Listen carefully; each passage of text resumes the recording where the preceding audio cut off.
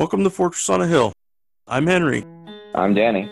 I'm Kagan. We're three leftist veterans that aim to expose the reality of the U.S. military's multiple wars abroad and to illuminate the damage military service does to Americans. American presidents throughout U.S. history have used American military and diplomatic power to force regime change of democratically elected governments around the world.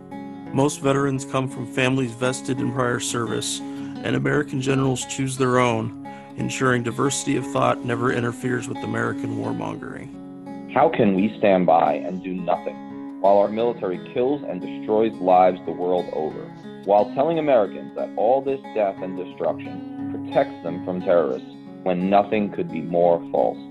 Fortress on a Hill aims to change that. So welcome everyone to Fortress on a Hill. We are coming to you live today for a very special episode to discuss and mark the 50th anniversary of the Winter Soldier hearings. We have a really great lineup of guests. They're going to discuss this with us. Those include Larry Wilkerson, Greg Daddis, the great Andrew Bacevich, Chris Lombardi, Vince Emanuele, and Giovanni Reyes. Alongside our usual crew of myself, Danny, and Kagan. So for people that don't know, the Winter Soldier investigation panels summit, however you want to call it, was a 3-day event in Detroit in February of 1971, which brought combat veterans who had fought in Vietnam to testify to their personal experiences with atrocities they or their comrades committed, both against Vietnamese enemy combatants and the civilian citizens of Vietnam writ large.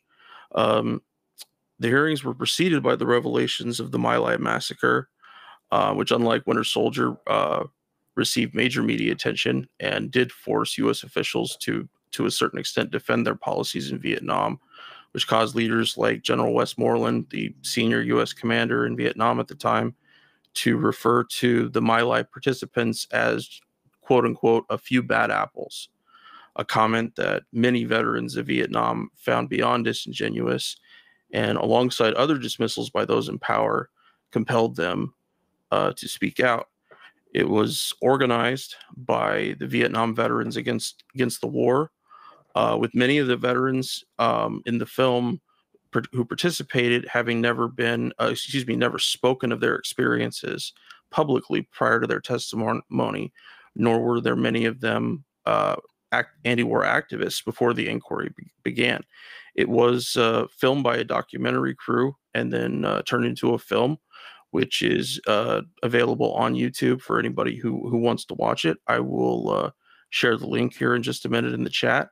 What they share is very violent and graphic, so do be forewarned about that. And of course, we're going to discuss some of those aspects this evening. But if you do have time to truly understand what we're discussing today, I would suggest watching at the very least the first 30 minutes. Danny, what do you got for us today? Well, first of all, this was a late stage thing that we came up with doing the show, and it was Henry's kind of brainchild. He had realized that this commemoration was coming up, and I'm really glad that we're taking the time to talk about it. I think tonight on the live stream, that panelist lineup, that sequence of 6 people, intergenerational, different experiences, different eras, and coming at it from different angles is really the value. One of the things we're going to do, especially up front, is we're going to bring on, historians, starting with Greg Daddis and a little later on, Chris Lombardi, who are going to just really build on that context and backstory. Because so often these events, they're just kind of like taken over by different groups and they're memorialized for certain reasons, and they're taken out of their actual historical context. And so we're going to be able to really frame that with the Vietnam War historian, and then also sort of the GI dissent, military dissent historian, Chris Lombardi.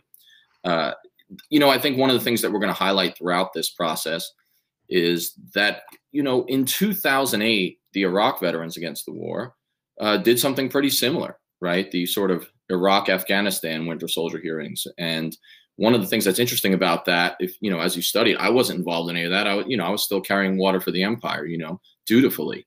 But what's important about it, I think, is that while they were unique events with unique individuals and their own kind of contingency and agency, a lot of the same struggles, pushback, but also emphasis and power was shared across them. And so it's worth a contrast and a comparison to analyze the legacy and relevance of, Winter Soldier 1971 and then also 2008 in this time of transition, post 9/11, to War President 4.0 of what used to be called the War on Terror.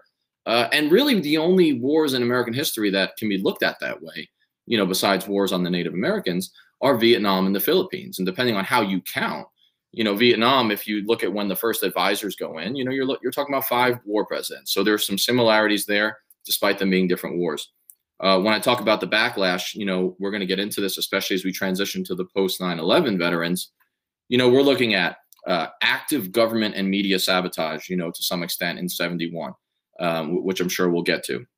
That's the Nixon administration. That's also just media blackouts, not really being covered. And there were some similar stories about the New York Times kind of like overtly not covering the 2008 hearings. And so I'm sure we'll hear more of that later.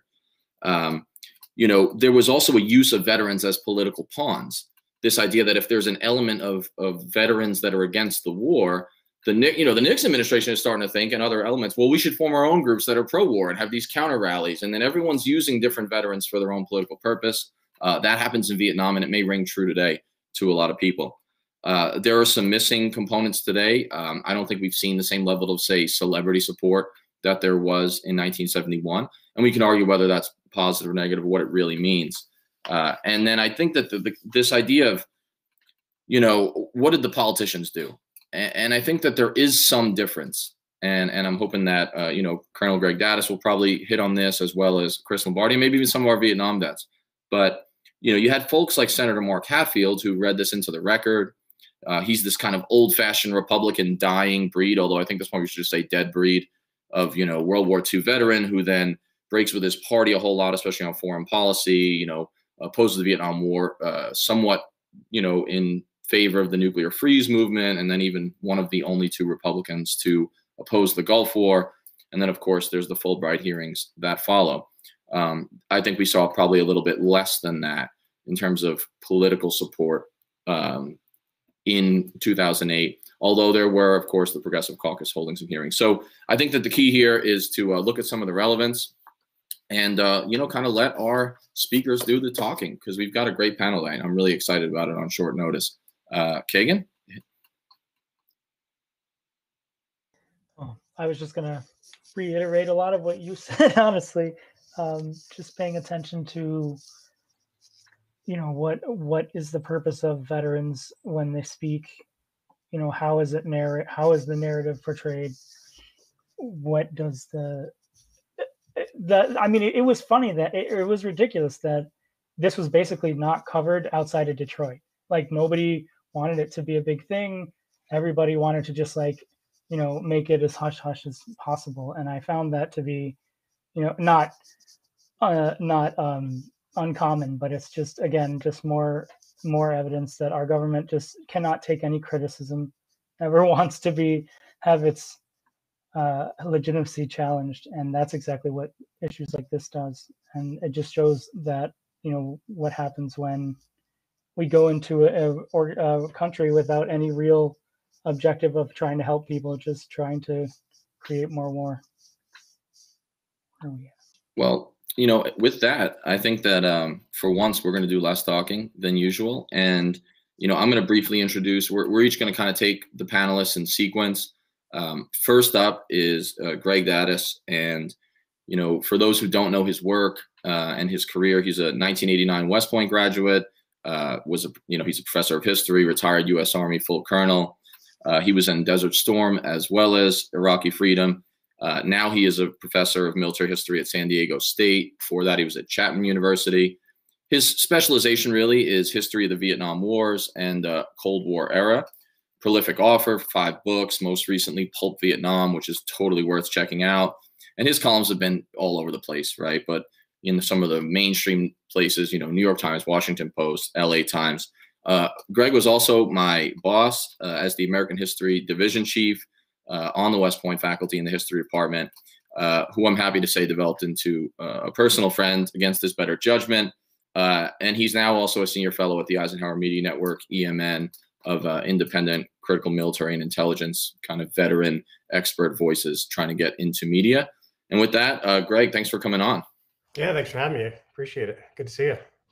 Well, I mean, I think that there's such value in having you as the first guest because you can do things that, you know, better than the three of us can. And so, I mean, I'm just going to kind of open the floor for you at first to say, you know, some context and framing of the backstory. In other words, what was going on in a military, political, and social sense in the lead up and at the time of Winter Soldier.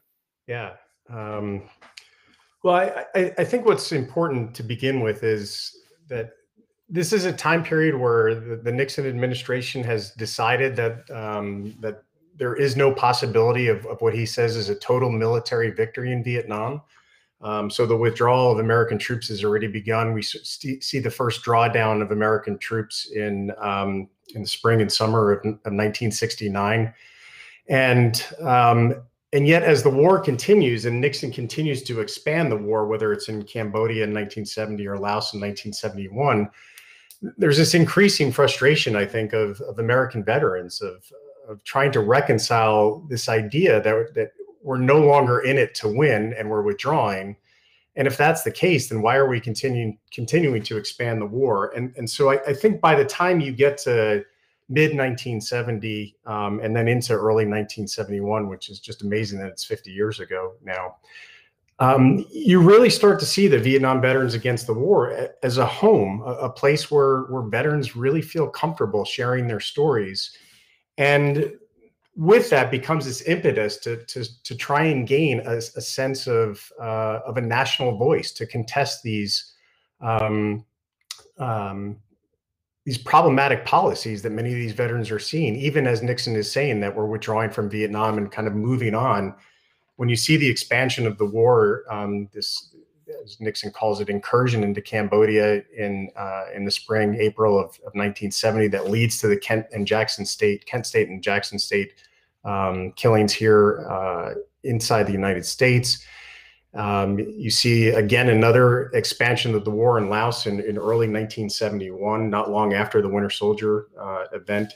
And so I think there's a real concern among veterans of trying to reconcile what's going on. And so the backstory for these specific hearings in January of 1971 is that the Vietnam Veterans Against the War, the VVAW, trying to demonstrate that it can have a national voice. And what it does over the Labor Day weekend in 1970 is it plans this simulated search and destroy mission inside the United States, and they dub it Operation Rapid American Withdrawal, Operation RAW.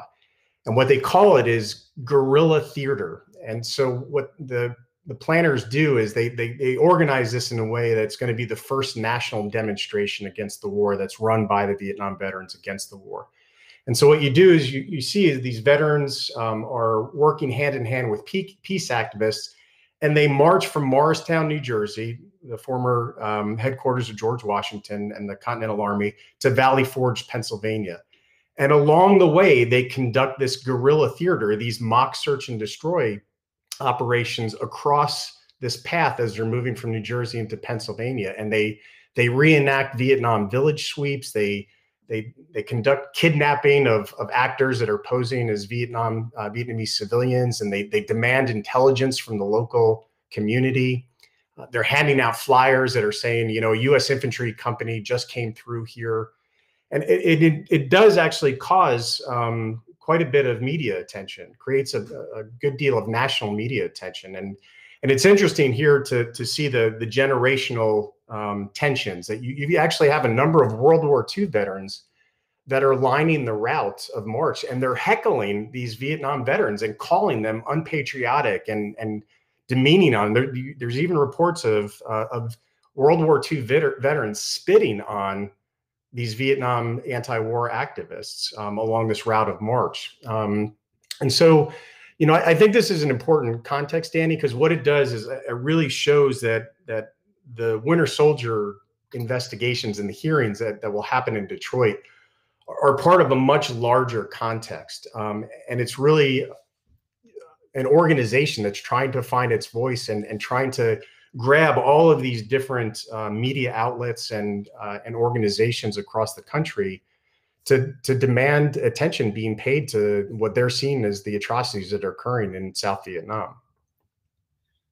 Well, you know, there's two things that jumped out at me about what you were saying, and one is something specific that you've written about Winter Soldier and about, you know, gender and its role sort of in the Vietnam War, but also in the Vietnam anti-war movement as well.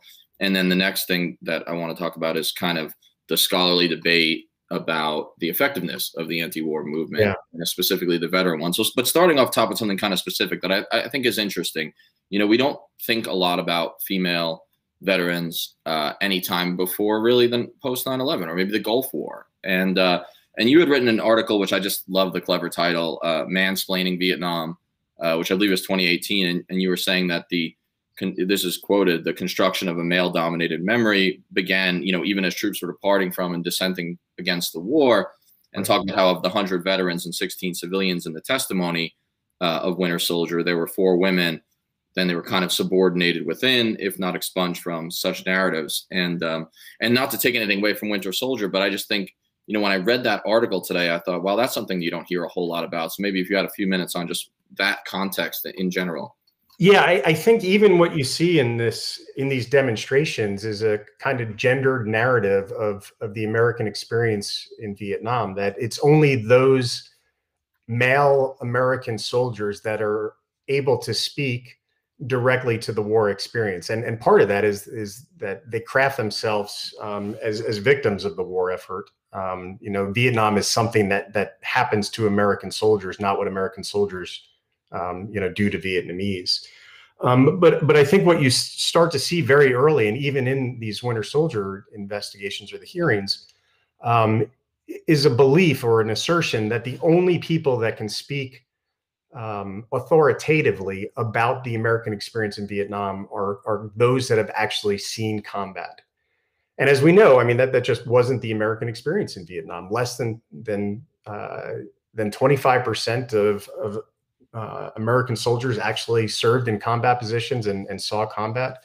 And so this idea that only men could speak on behalf of the larger organization and serve as, you know, if you will, subject matter experts on the war, I think starts in places like this, that only male veterans can tell their story, whether it's about what happened in Vietnam or like the case of the hearings in January in Detroit in 1971, that only male veterans can speak out against the war. And I think that's why you see some of the backlash against folks like Joan Baez, or most famously, if not infamously, against Jane Fonda, that she has no right to speak out against the war because she doesn't know. She's not a man. She didn't serve. And I think, yeah, in the process, I think those veterans who were serving that were not men do get overlooked, just like you see, I think, in the global war on terror in Iraq and Afghanistan.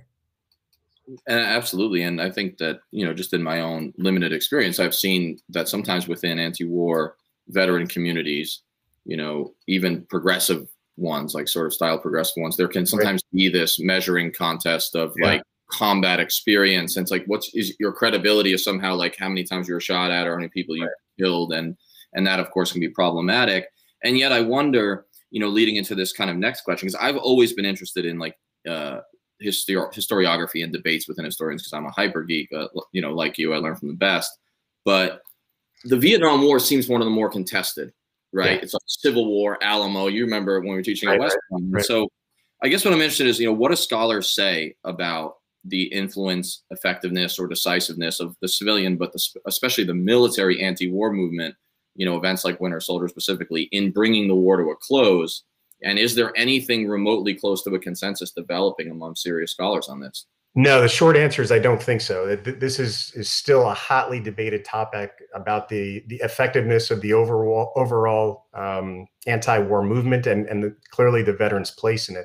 You know, what the veterans do, I think, is place politicians in problematic place, right? That it's easy for folks like Nixon or Vice President Agnew to, what does he call them? The nattering nabobs, right, of negativism, and these weak-kneed college elites that are avoiding the war. It's much harder and comes with a much greater political risk to attack veterans who are speaking out against the war. But to answer your question, I don't think there is consensus among Vietnam historians on the effectiveness of the anti-war movement as a whole. There's even still significant debate of when the peak influence was. Did it happen in the aftermath of the Tet Offensive in 1968? Did it happen after Kent State and Jackson State? Is it happening now during the Winter Soldier investigations, or this huge march that will occur in the aftermath of the Winter Soldier? This march on the Capitol.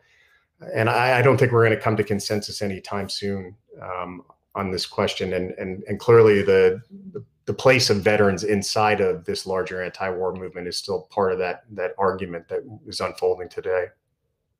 I've found it interesting that Vietnam has maintained this kind of hold or grip. Maybe it's lessening a little, but it's still pretty pervasive. It seems that from El Salvador, 1979 at least, right through, it's like people will look at Central America, they'll look at the Gulf War, they'll look at Iraq and Afghanistan, and then they see it through some sort of Vietnam lens, but it doesn't always seem that it's an accurate one or even factually accurate.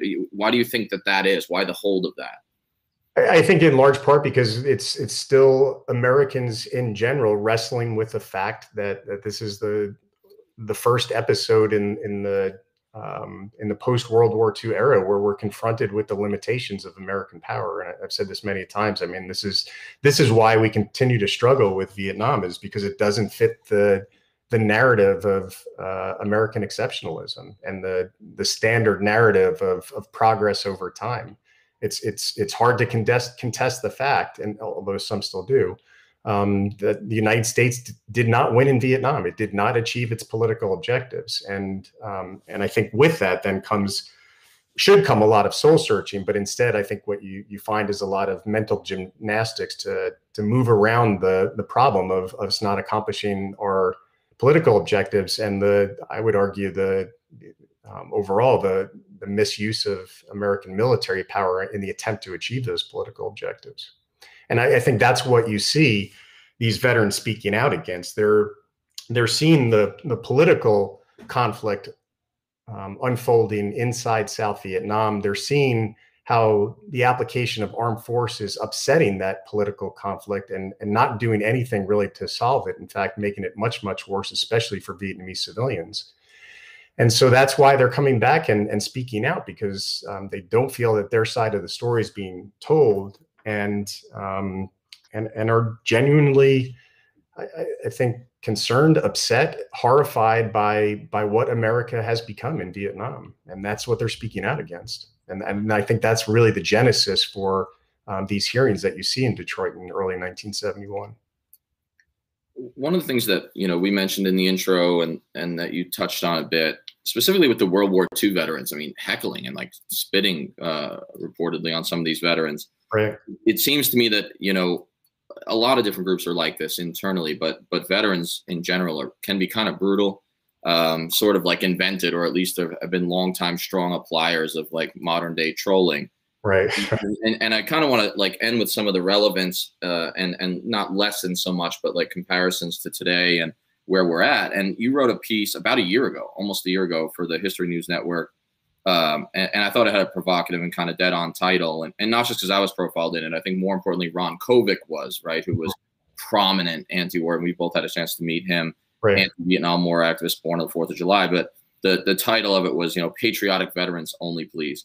And just, really quick, I mean, you had said at one point in the article, citizens may reflexively honor their countrymen and countrywomen who have served and continue to serve our nation in uniform, but they too often are eager to attack those who don't fit their preconceived notions about what it means to be a veteran. For those who break socially sanctioned views of a patriotic veteran, public wrath can be as swift as it is outraged. So I guess maybe if you could kind of touch on just, why that is, how it played out in Vietnam, and what you think the lesson is forward, not only for the IVAW event in 2008, but, here in the transition 20 years of war.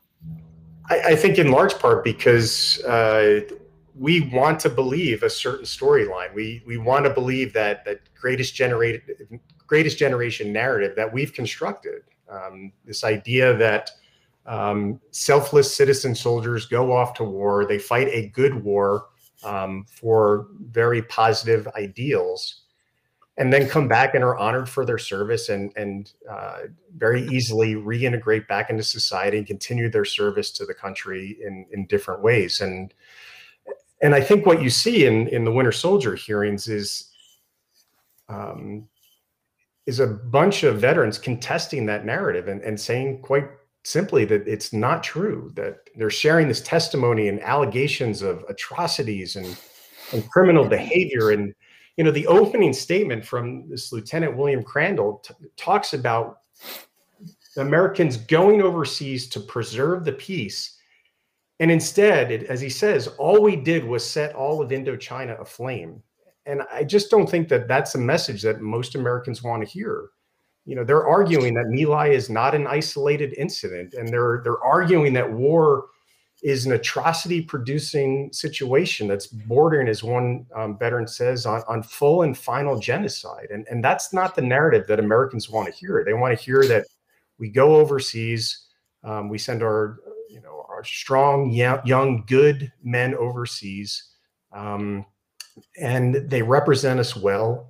They achieve their objectives. They help spread democracy and American values and ideals, and then come home as victors. And these veterans are speaking in completely different language of burning villages and cutting off ears and torturing prisoners. And the testimonies make it sound like the entire U.S. Army is just this ruthless mob that is running across all of South Vietnam. And that's just not the story that we want to tell ourselves. And I think with that then comes a backlash. And so if you don't fit that model, that constructed model of a patriotic veteran who is proud of his service, I think there are consequences for that. And you do see pushback against the VVAW as it continues to tell this story in Detroit, and then certainly as it moves on to DC in April on its march on the Capitol. Danny, Andrew Basovich here. May I ask a couple of questions of Greg? Please do, sir. Greg, where does Korea fit in this narrative that you're describing? In other words, World War II, the good war, right? Vietnam, the not so good war, right? That finds this very significant resistance by soldier participants.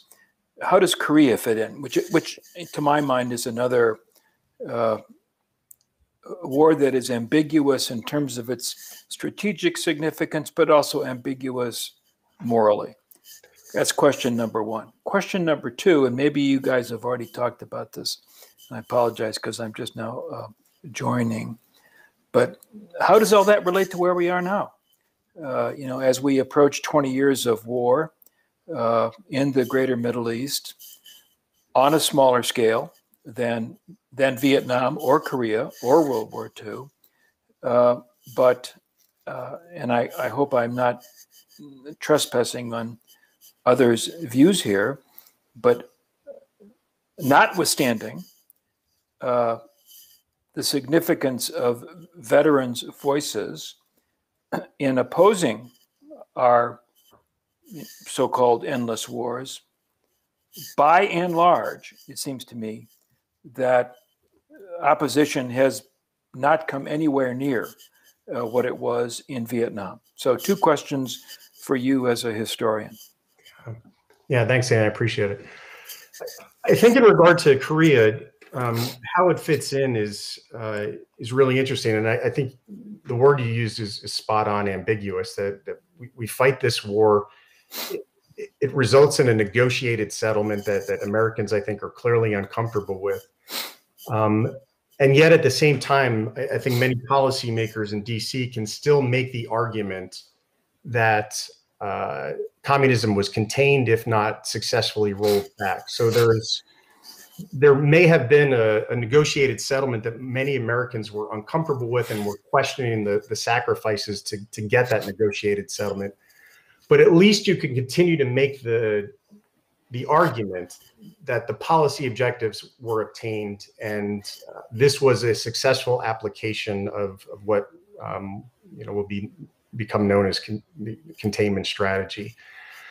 And I think the problem with Vietnam is you just don't have that. There is no argument to be made, especially after the fall of Saigon in 1975, that you have rolled back communism.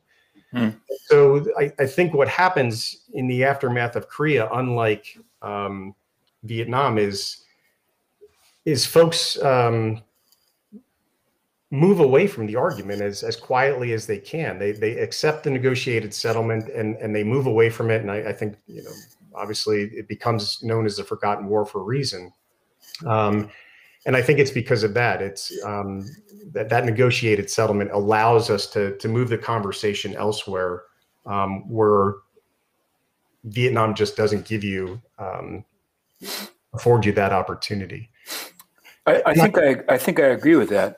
And what I would add, though, is that, and tell me if you disagree, during Korea, the argument that communism was a monolith, that the Kremlin was calling the shots, and that whatever happened anywhere in the communist world was an expression of this conspiracy that posed a threat to the United States, a threat of the highest order. By the time we get to Vietnam, particularly as the level of violence escalates, and tell me if you disagree with this, American intellectuals begin to engage with the rationale for the war. The argument of, the communist monolith disintegrates. Right. The realization that, for example, China doesn't take its marching orders from the Kremlin doesn't pass muster.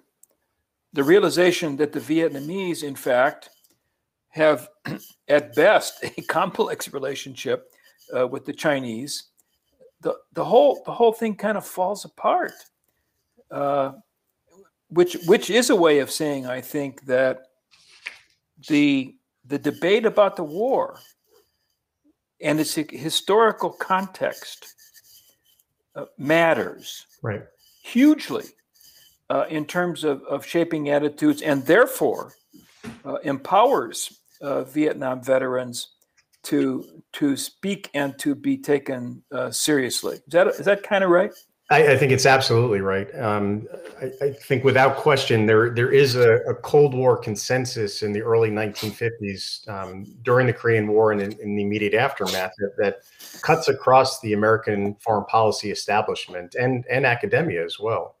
That McCarthyism by 1953 might be on its last legs, but that idea, as you noted, of a monolithic, expansionistic communism, international communism driven by Moscow, is very much part of American political life as well as American cultural understanding of what the Cold War is turning into. And I think you do see, especially in the aftermath of the 1968 Tet Offensive, a questioning of that consensus and the assumptions on which that consensus is based on. Tet allows not only intellectuals, but I think those in Congress to start questioning governmental policy because enough of their constituents are asking harder questions and wondering if those early assumptions that NSC 68 are built upon are still valid in a changing world. And so I think you're absolutely right that historical context is crucial to understanding not only the consensus, but as you see with these Vietnam veterans against the war, those that are willing to stand up and vocally question that consensus. So what's your judgment and I didn't want my question to sort of give my view, but I mean, what's your judgment about the intensity and impact of opposition to our post 9/11 wars by participants, and how that may or may not compare to the Vietnam case? My sense is, and I'd be really interested to get everybody else's opinion on this, well, is that I don't think it was as well organized. I don't think that there was a national organization that reached the level of efficiency and effectiveness that the Vietnam Veterans Against the War organization had. When you look at, as Danny mentioned earlier, the ability to kind of bring in big names, Donald Sutherland, Joan Baez, Jane Fonda before she was, completely ridiculed, I would argue unfairly, but the ability to have well-respected veterans like John Kerry speak to the Senate or the Senate Committee on Foreign Relations in such an impassioned way in April of 1971. My sense is I just don't know if you've had that level of organizational effectiveness in the veteran anti-war movement from a national perspective that you saw back in the late 60s and early 70s. And again, I'd be interested to hear others' opinion on this, but my sense is that grassroots movement that you saw in the aftermath of 9/11 just never moved to a singular organization that really had a punch politically inside DC. Well, I was about to say that the veterans opposing the Vietnam War had the benefit of a national environment that was in the mood to protest. Right. I mean, the 1960s was the decade of protest, and my guess would be that worked to the benefit of Vietnam veterans who wanted their opposition to be heard. Contrast that with the present moment, and the contrast is interesting. I think we don't live in the 1960s. But we do live in a moment of significant dissent. I think I would say that the principal target of dissent would relate to race, not exclusively, but I mean that's I think the big issue on the nation's kind of protest agenda. But again, here, let me know what you think. It doesn't seem to me that has benefited the veterans' protest effort. In other words, there's a lot of people who are upset about racism in America, and they ought to be. Right. The number of people who are upset about militarism in America, in my personal opinion, is a hell of a lot smaller. Right. Why is that? Why don't those two sort of protest themes reinforce one another? Does the 9/11 attacks make it more difficult to protest American foreign policy? Because if you are branded as protesting foreign policy in the post 9/11 era, does that not only make you unpatriotic, but also clearly you don't? I think that's got to be it. In other words, it's one thing to claim that the Gulf and Tonkin incident was contrived and bogus. A little bit different to say the same thing about 9/11. I think that's a very good point. And I think you see this in I did a review of H.R. McMaster's recent book Battlegrounds, and you see that argument in the former National Security Advisor's work that if you don't agree with me, then you're putting America at risk, because America in the post 9/11 moments that we're still living in 2 decades later is by far the most dangerous era the United States has ever been in. And if you don't believe in my argument for militarization of American foreign policy, a coercive approach to our relations overseas, then you are naive and in the process of that, naivety, you're putting America at risk. And I don't know if that was the case back, even in the Cold War. You're affirming my decision not to read McMaster's book. So I'm really glad that this conversation kind of kicked off. You know, I mean, it's like we always have a plan for sequence until something interesting that's worth commenting comes up. So I was hoping that, you know, before we let Greg go and give his kind of final comments and then focus a little bit on some specific questions for Colonel Bacevich for Andrew, Giovanni Reyes, who's been a leader in About Face, Iraq Veterans Against the War, kind of pulled me into the organization when I was still on active duty. I thought maybe he could weigh in a little bit on some of the, you know, the perspective and experience from the post 9/11 vets. You know, he'll be on later to tell his specific story, but I think it could be valuable now. Hi, thank you guys for inviting me. But I wanted to point out interesting conversation that just going on about the post 9/11 era and why the protest is not as it was in the 1960s. I went to see Kathleen Cleaver, former Black Panther, at Trinity University. I went to go see her speak, and then she was talking to the students there, and she was saying that she was telling the students that you guys are the millennials. You guys are smarter. You guys, have access to all this information. You guys, just like Colonel Bishop had said, there's a lot of dissent. It's prime. You have to make the change that that you want to see. And she was giving all this, this emotional, pep rally, this type of thing to the audience there. And I asked the question. I asked her when it was, I asked the question. She took my question. Was that why is it that there's a lot of dissent, there's a lot of movements and a lot of students, but there's not a lot of interest in international things. There's not a lot of interest in war. We've been at war at that time. We've been at war for about 15 years at that time. There's hardly a peep on that. Her reply has to do with a lot of media. Media is not focusing on that. Therefore, the interest it's not on it. Versus in my understanding, Vietnam, there were more. The war in Vietnam was televised. There was more media focusing on Vietnam at the time. So you couldn't hardly ignore it.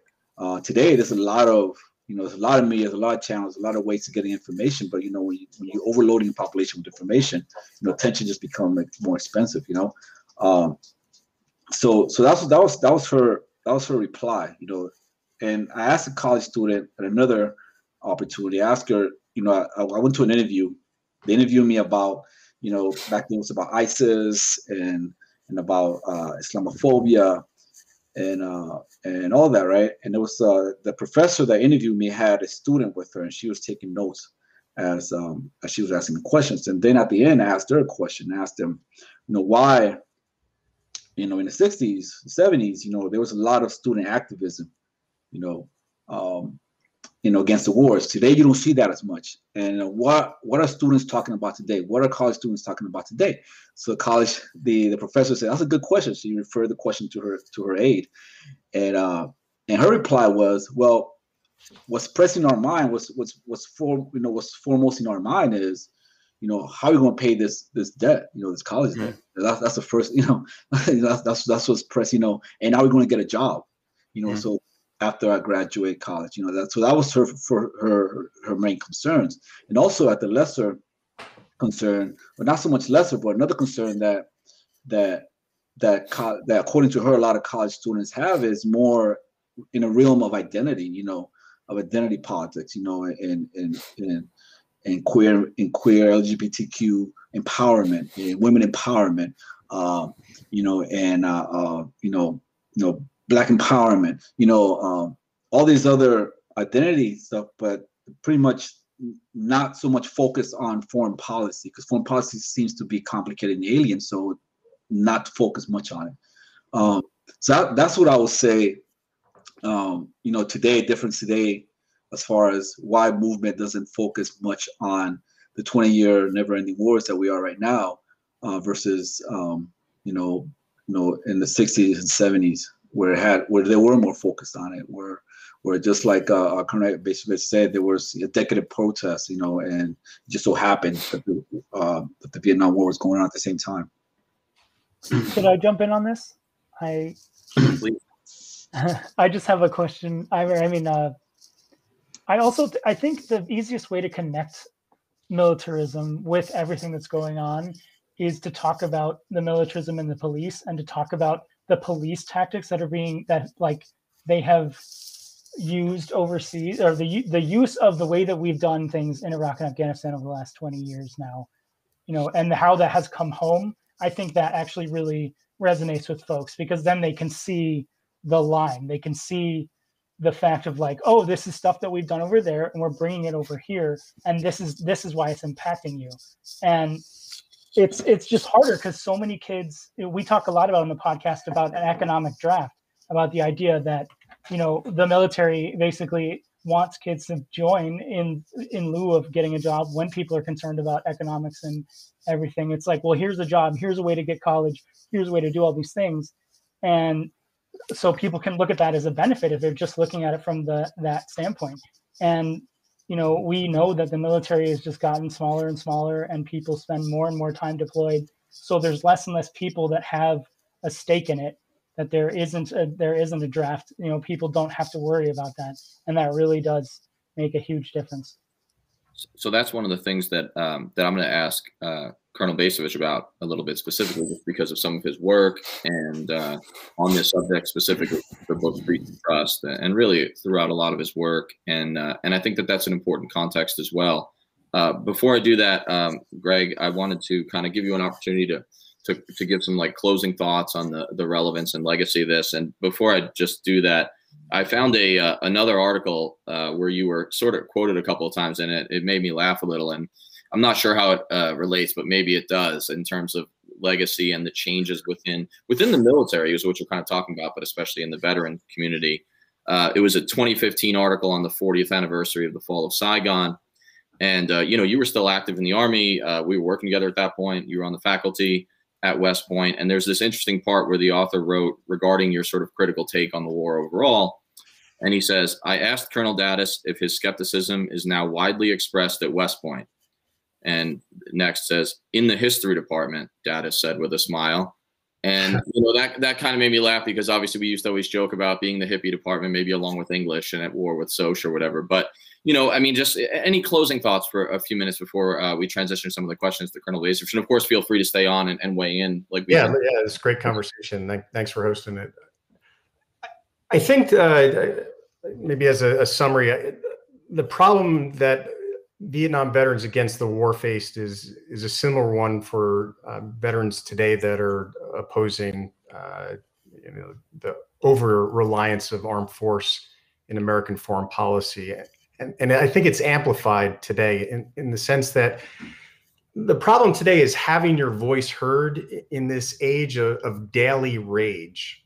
And, you know, clearly the VVAW encountered similar resistance in getting their message out. But I think the challenge, especially in the immediate post-Trump era, is that we have so much to recover from in terms of all these domestic body blows that we've suffered in terms of the pandemic and the economy and white supremacists and income inequality and police violence.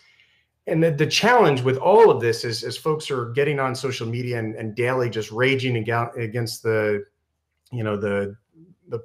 problem of the day, is how to inspire Americans to push back in an effective way against the militarization of American foreign policy, if not militarization of American society, when there are all these other domestic issues that are unraveling at such a quick pace on a daily basis, that are having such a huge impact on many Americans, if not majority of Americans. And so, you know, for an organization like a veterans organization against the militarization of American foreign policy to find a voice in this environment, I think is the key challenge. And perhaps there are ways for us to go back and and do some better historical analysis of the Vietnam veterans against the war to see how they were able to get that national voice and have that voice heard,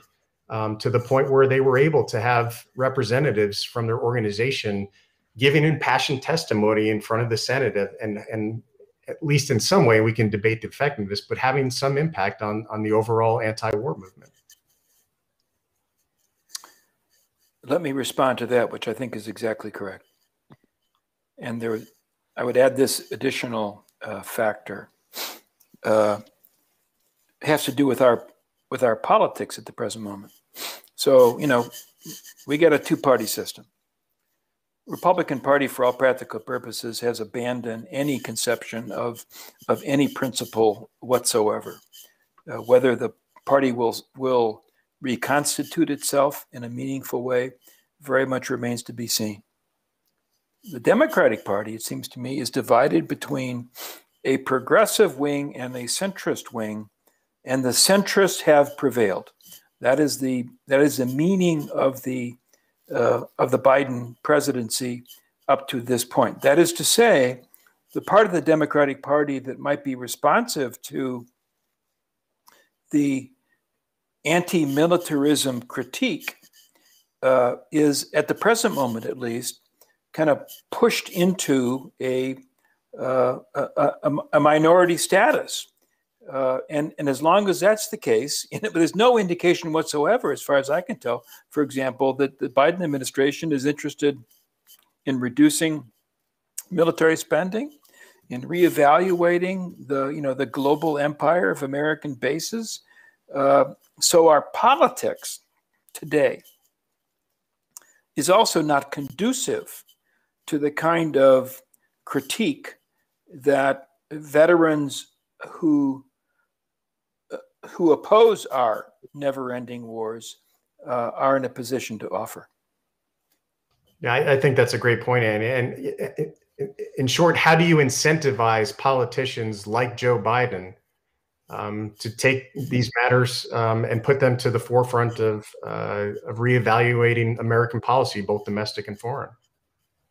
Yeah, and when in fact, as we've already noted, he's got a plate full of problems, domestically. So I think that defines, to some degree, defines our predicament in trying to oppose American militarism. Well, Greg, thank you for providing so much of the context, and hope you'll be able to stay on for a bit. Well, I guess you're on the West Coast, so it's a little bit lighter than our Massachusetts and East Coast people. Colonel Bacevich has already been weighing in, but I just want to introduce him for anyone who's listening who might not kind of know his background briefly. And the next two people that we're going to really kind of hone in on are first Andrew Bacevich and then Colonel Lawrence Wilkerson. And what's interesting about that is they're two vets of the war in Vietnam. Even if not both active dissenters at the time, I think it's interesting to see and get the perspective, from someone who was in combat. Colonel Bacevich in particular was in combat or not long before the hearings, and get their view at the time, and then some of the evolution. So that's one of the things we're going to focus on. So, Colonel Bacevich, Andrew Bacevich, is a '69 graduate of West Point, 1969. Later went to Princeton, served in the Army for a number of years, 1970 to 71 tour in Vietnam, and then also a tenure on the history faculty, which I guess seems to be a running theme with some of the people that I collude with. Retired just following the 1991 Persian Gulf War, became an academic. He's now a writer. You may have seen his books. He's pretty prolific. New American Militarism, Limits of Power, War for the Greater Middle East, Age of Illusions, and then coming up here, After the Apocalypse, America's Role in the World Transformed. He's now the president of the Quincy Institute for Responsible Statecraft.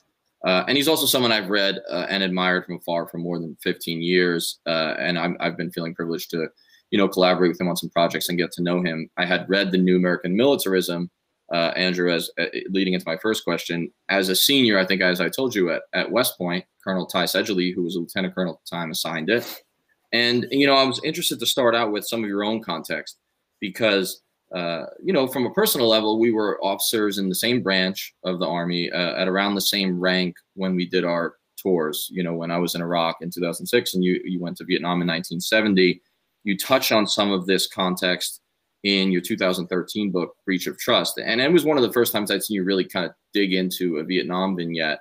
And you talked about a Captain William Reichert, USMA 68, West Point 68, who was killed by one of his own soldiers. And you talk a bit about the, your unit, first of the 10th Cavalry, not being the crack outfit that it used to be, and some of the internal problems in Vietnam, but also in society. And I think the line that struck me was you wrote in the book, the problem was Vietnam, of course, about the Army kind of having these troubles. So maybe you can give us a little context of what it was like to be a combat soldier at the time, and how you viewed what was happening outside in the anti-war dissent as well as the veteran dissent.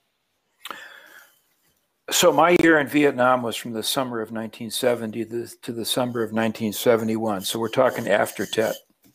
We're talking during the Vietnamization period. That is to say, when the policy of the Nixon administration was to turn over the conduct of the war to the Army of the Republic of Vietnam, ARVN, in order to facilitate the continuing withdrawal of U.S. forces. Unspoken, but clearly understood by all, at least in the unit where I was in, was that avoiding getting more Americans killed was a major mission. We weren't going to avoid contact with the enemy, but we certainly were not going to go out of our way to get a bunch of Americans killed. That said, the most instructive part of my experience during that year was to witness at firsthand the disintegration of the United States Army as a consequence of a misguided and protracted war. The disintegration manifested itself in many different ways. Erosion of discipline, really almost unbelievable racial conflict in the ranks, very widespread drug abuse, contempt for the chain of command, and just kind of, and I do not want to suggest that this was the case in every other unit at that time. I'm only saying this was the case in my unit at that time. Somebody kind of holding things together posed a bit of a challenge. I was not well informed, I think, about the historical context of the war. I did not wish to think very deeply about the political controversies surrounding the war back home. I wanted to do my duty and not embarrass myself and go home. But the experience stuck with me. And really my education with regard to Vietnam only began after I derosed. And I began by reading books about the French Indochina War. It was a way to sort of put my foot into the issue without actually dealing with it directly. In other words, to examine what the French experience from the end of World War II until 1954 and Dien Bien Phu and their success. And I was rooting for the French because I saw the war as an anti-communist episode, and I didn't see it as an anti-imperialist episode. And so I was rooting for the French, and of course they lost. My education with regard to the war continued in subsequent years as a result of a lot of reading and a lot of reflection. But I have to say, I think I only really fully came to a judgment about the Vietnam War after 9/11 and with the invasion of Iraq, which I viewed as an act of such recklessness that it caused me to think very deeply about really all of the rest of U.S.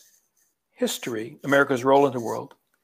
And in particular, it caused me to rethink the Cold War, because the Iraq War was such a radical contradiction of everything that I had been raised to believe in with regard to the history of the United States, particularly since the end of World War II.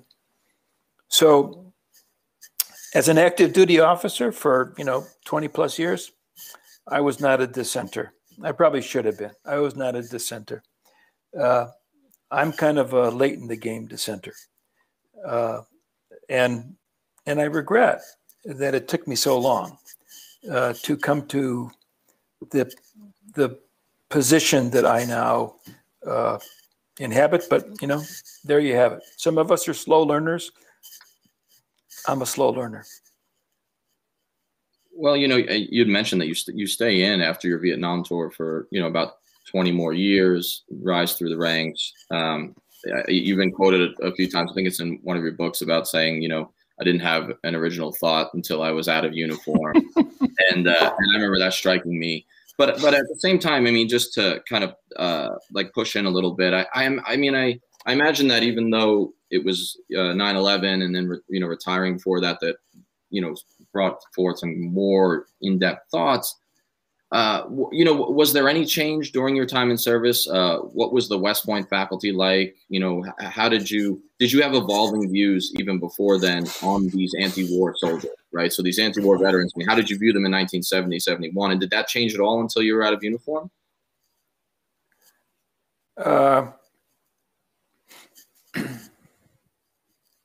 I think that I imagine myself to be, as an active duty officer, I imagine myself to be something of an independent thinker. And so I published a couple of books. I published a few articles in which I was sort of gently pushing back against orthodoxy. But again, I say this with some embarrassment. I didn't do anything that was going to jeopardize my prospects for continued upward mobility. When I got out of the Army, it was not an easy transition, to go from this way of life to a new way of life. But it didn't take long for me to understand that my new way of life, freed from the responsibilities of being a serving officer, invited me to begin to think differently. And again, as you suggested, this occurred basically just as the Cold War was ending. So the framework of analysis that I had adhered to since I was a very young man simply lost relevance. We were in a new world. We were in the post-Cold War world. And it was a world in which many prominent figures purported to understand very clearly what it was all about. That we were now the indispensable nation. That we were the sole superpower. That after Operation Desert Storm, we possessed a military superior to any other seen in all of history. That the triumph of liberal democratic capitalism was now inevitable. All we needed to do was to push on this open door, and it was all going to happen. So I began to watch this narrative unfold, and to me, as a former soldier, the overarching theme of this new narrative was a conviction that by putting American military power to work, we can fix any problem that we confront. So the post-Cold War world is a world of intense military activism. And after 9/11, military activism results in miscalculation, tragedy, and basically squandering the position to which we had risen by the time of the fall of the Berlin Wall. That was my story. And that's really the story that I've been kind of trying to tell for the last couple of decades. And I've always found it particularly interesting. And unfortunately, Colonel Wilkerson has another commitment and is going to pop off. But this idea of it sounds from everything that I've read and the officers that even taught me, especially the colonels who taught me at West Point 2001 through 5. It's not a dissimilar experience. This notion of the military falls apart, the military is sort of saved by this new generation that then triumphs in the Gulf War. It's a very teleological narrative, and it makes sense. And I think one of the things that frames that narrative is this transition that you've written about so much that I think does have an effect on the anti-war movement, obviously, especially the veteran anti-war movement, is this transition from a conscript to a volunteer professionalized force. So really the last thing that, I wanted to ask you before we get Chris Lombardi to come on and talk about the long historical track record of GI resistance is, you've written extensively about the motivations, the process, and the ramifications of ending the draft and moving to this all-volunteer force. And in Breach of Trust, you had said that in the wake of Vietnam, the American people devised or accepted a single crisp answer to the questions of, Vietnam, which is not us.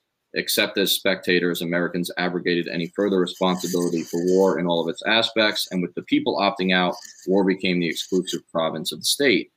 What effect do you think that has had on the anti-war veteran movement, the response to it, and the volume and scope of it? Well, the big effect on the population more broadly is that it underwrote irresponsibility. As long as I say I support the troops, I'm cool. I have no responsibility beyond that.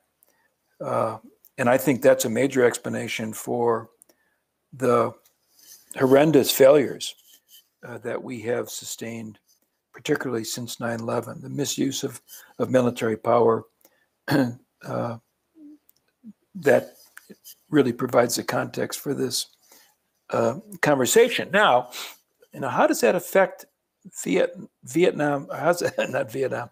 How does it affect veteran opposition to misguided military policies? I'm not sure. Others need to help us here. But maybe part of it is this: that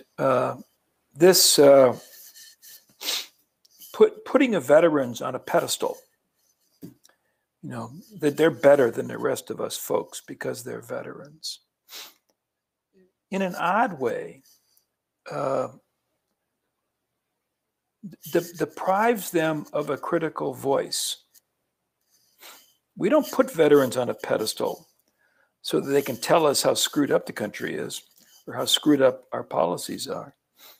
In a sense, we put them on the pedestal so that they can affirm that the sacrifices they have made in Iraq, Afghanistan, or wherever were, quote unquote, worth it.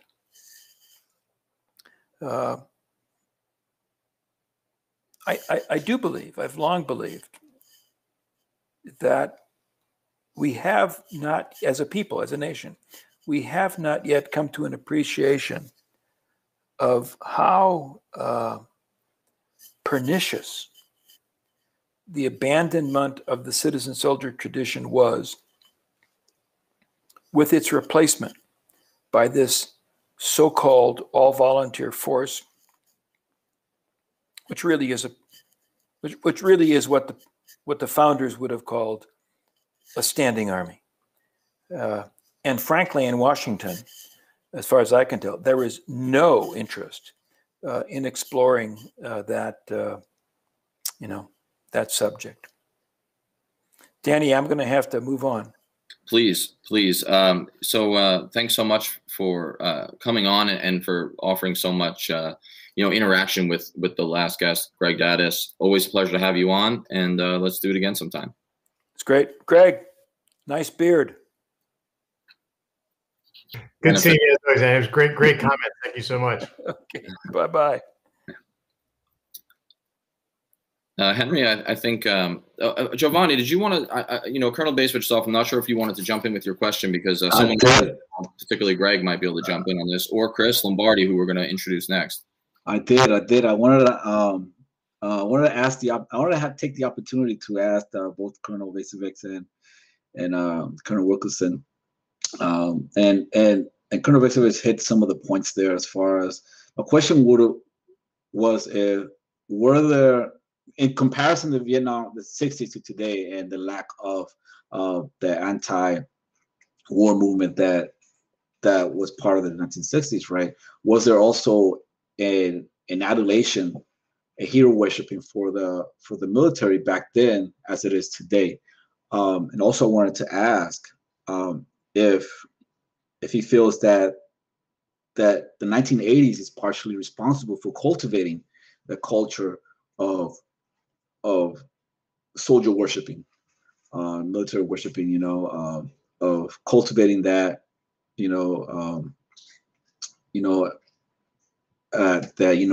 America no matter what, that type of culture, and fortunately he left, but maybe someone else can answer. Also, before I forget, he talks about the professional army, and I was in the army for 14 years, and I still have a lot of roots and relationship with people in the military, and I was wondering, right, has this professional military, this professional army, has they created a military caste within the American society?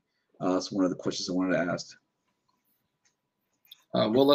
We're going to introduce Chris Lombardi. I'm not sure if Chris is on or wanted to comment on that. If she's not at this moment, then Chris, if you had a comment, please jump in, and then we'll introduce you after. And if not, maybe Colonel Daddis has something to add on that subject. And if not, I'm verbose, so I'll figure something out.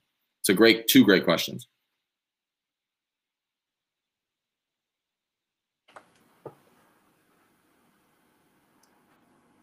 Greg, why don't you go ahead and jump in? Yeah, I think I think there is something to be said for the Reagan era and the rehabilitation of the American combat soldier in Vietnam, a part of where we're at today. This idea, as Susan Jeffords called it, the remasculinization of America in the aftermath of Vietnam, to take this pretty traumatizing historical event for many Americans and recast it as actually Jimmy Carter will start this, and then obviously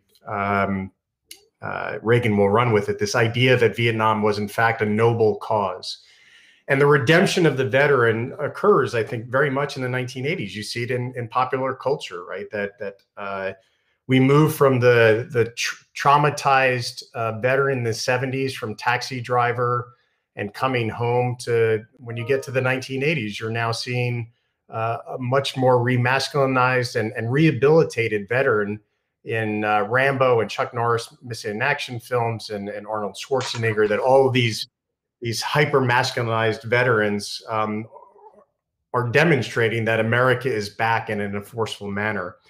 And I think the pendulum then continues to swing into the post 9/11 moment, where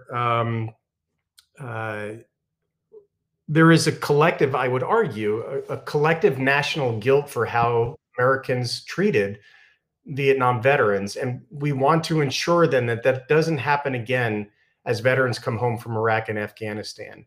And so you do see this reflexive adulation, veneration for the veteran, to the point where I think it limits the breadth of conversation, that we can't have an honest discussion about how much money we are spending, god-awful amounts of money we're spending on the defense budget, for fear of being branded as not supporting veterans. And I think that is in large part a reaction to the American experience in Vietnam and that rehabilitation process that occurs in the 1980s. And we're fearful of having conversations about the militarization of foreign policy for because we may then politically be branded as unpatriotic, not supporting the veteran, and nobody wants to stand up for that, especially if you're running for political office. I think that the Reagan pivot is really important. One of our one of your former instructors and my former colleagues, Ben Griffin, writes about Reagan and film and culture. And this guy, this is a president who says that Vietnam was a noble cause. It's like a full rehabilitation. And then this sense of a national penance. And I wonder how much of the adulation comes out of that. I mean, some of it's cynical, of course, in order to perpetuate wars, but I think some of it becomes culture that takes on an inertia of its own. You mentioned film. I mean, the 1980s are the most sanitized war films of all time, and I grew up on them, right? I mean, Top Gun is ridiculous, and Rambo is ridiculous in a number of ways, and so different from the dark classic 70s film. With that being said, I'm going to pivot over to Henry because I think that Chris Lombardi, with her scholarship and just broad focus of the long track record of this, like GI resistance, is going to be able to probably speak to a lot of some of these same things in the questions that Henry has for her and that our discussion that develops. So let's bring Chris in and kind of talk this piece.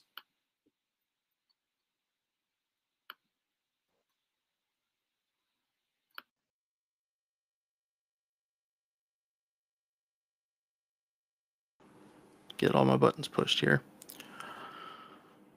So I want to introduce Chris Lombardi. She is a journalist, has been writing about war and peace for more than 20 years.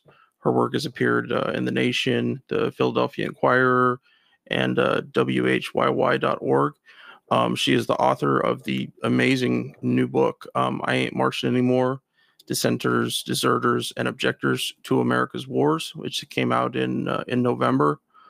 We spoke with her specifically on her book back in late October or November. So if you'd like to listen to that, please check that out in our podcast episodes. She also has a new piece that's out today referencing that 50 years ago, Winter Soldier exposed the Vietnam War as one long war crime. So, Chris, thank you for joining us, and I'm really happy you're here to have this discussion with us.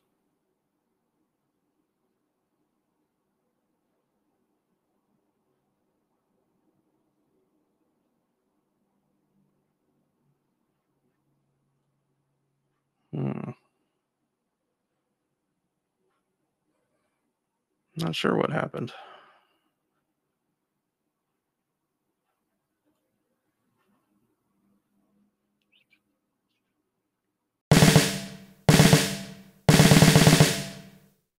The guys and I love doing the podcast. Being able to share our experiences in the military with allies and supporters means the world to us. But we can't do all the work. We need you to share an episode of ours with someone, anyone whom you might think would be affected by it. Young people looking to join the military or parents advocating for one, conscientious citizens who care about the violence the U.S. wages in their name, advocates for women and people of color who understand the harsh environment the military creates for minorities and inflicts on minorities across the globe, and anyone else you think it might affect. Please take a moment and share this with them. Our podcast is supported in a few different ways. First, there's Patreon, where we're blessed to have an array of wonderful supporters, helping the guys and I pay for some of the podcast's expenses. Those who contribute $10 a month or more will be mentioned right here as an honorary producer, helping keep you, our listeners, stocked with new episodes. But you don't have to contribute $10 a month to help us. For as little as $1 a month, you can help keep us going, paying for hosting and storage fees, transcribing old and new episodes, promoting and expanding the podcast, and more I'm sure I can't think of at the moment.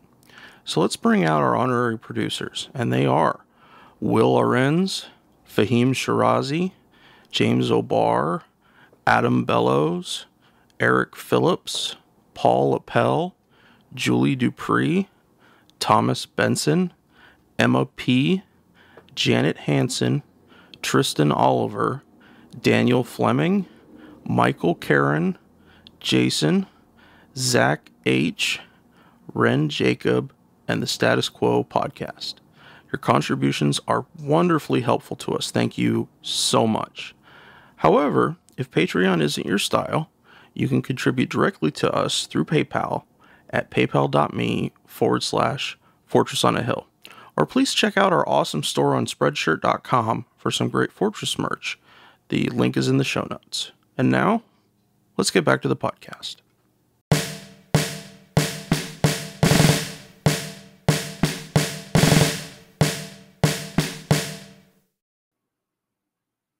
What we can do, well, I think she may be popping up now, but I do think that one of the things that, you know, she sort of brings to the table is a long view. So we have our Vietnam veterans who've spoken, our Vietnam historian who's also, you know, Gulf War post 9/11 veteran, and then we've got our slew of post 9/11 veteran activists, and in a certain sense, what I think Chris's book did so well, and one of the reasons I want to have her on is that she kind of bridges that gap. You know, I think what I'm going to do right now is I'm actually going to bring Vince Emanuele in. I'm going to introduce him. We'll knock out some of the first question on some of these, you know, some of these issues, and then we'll bring Chris in, you know, either following or kind of, you know, in a discussion like we did with Colonel Basevich and Colonel Daddis.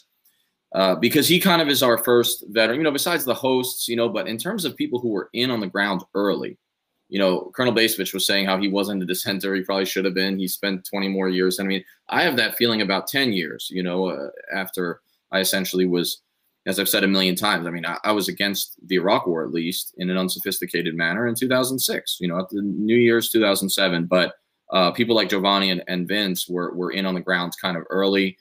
They probably also feel like they weren't in early enough, but everyone's always hardest on themselves. Vince was one of our most recent guests on the podcast. He served in the United States Marine Corps from 2002 to 2006. And after his second combat deployment to Iraq, he refused orders for a third deployment and joined Iraq Veterans Against the War, which was a fairly new organization at that point, just a couple of years old. In 2008, and this is kind of key, you know, he testified to the U.S. Congress about rules of engagement, torture, and war crimes. And at kind of the post 9/11 inflection, right, or take, and I'm going to ask him how similar they were and all that, but you know, something similar to what was going on with Winter Soldier, which we're commemorating today. His story has been featured in documentary films, including We Are Many and On the Bridge. He's the co-founder of Park Media, or Political Arts Roots Culture, community cultural center located in Michigan City, Indiana. Definitely check out our episode with Vince. He's always a great conversation. So Vince, I was just hoping that you could start off by giving us the personal context. I know you talked about this a lot on the last episode, but for different listeners, you know, just, you know, very briefly, kind of the circumscribed version of, you know, service, decision to dissent, and then what that early experience of activism was like leading up to your testimony. And then I'll ask some specific things about the Vietnam sort of legacy or lack thereof. Yeah, thanks for having me, and thanks for everybody who's been on so far. I've enjoyed listening to everyone. So, long story short, joined the Marine Corps right after senior year of high school. Came from a working class, blue collar background. Everybody in my family had served. My grandfather in World War II, 2 Purple Hearts. My brother's been deployed to Iraq, Afghanistan, Syria, and Libya. And my father served during Vietnam. So, come from a long line of people who've served in the military. Was not out of the ordinary for someone like myself from a blue collar background in a Rust Belt town to join the Marine Corps. And for, I believe Greg had mentioned the movies of the 80s. It was a large part of my upbringing. You know, growing up in the Midwest, I was raised on all of those films and took them to heart, you know, and that sort of masculinity and also the glorification of militarism and violence. In any case, I find myself in boot camp in 2002 in September, School of Infantry, January of 2003, excuse me. And then in Iraq during the initial invasion in 2003 in March. After my first deployment, which was cut short because my mother had a brain aneurysm, so I was sent home on a Red Cross message, I started to become a little more politicized.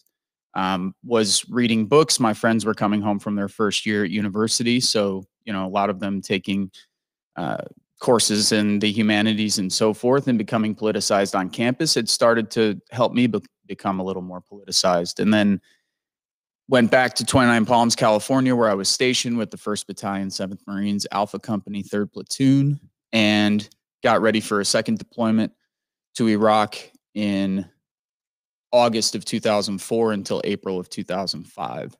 That particular deployment was in Al-Qaim, Iraq, in Western Iraq, right on the Syrian border, just south, well, right up against the Euphrates River.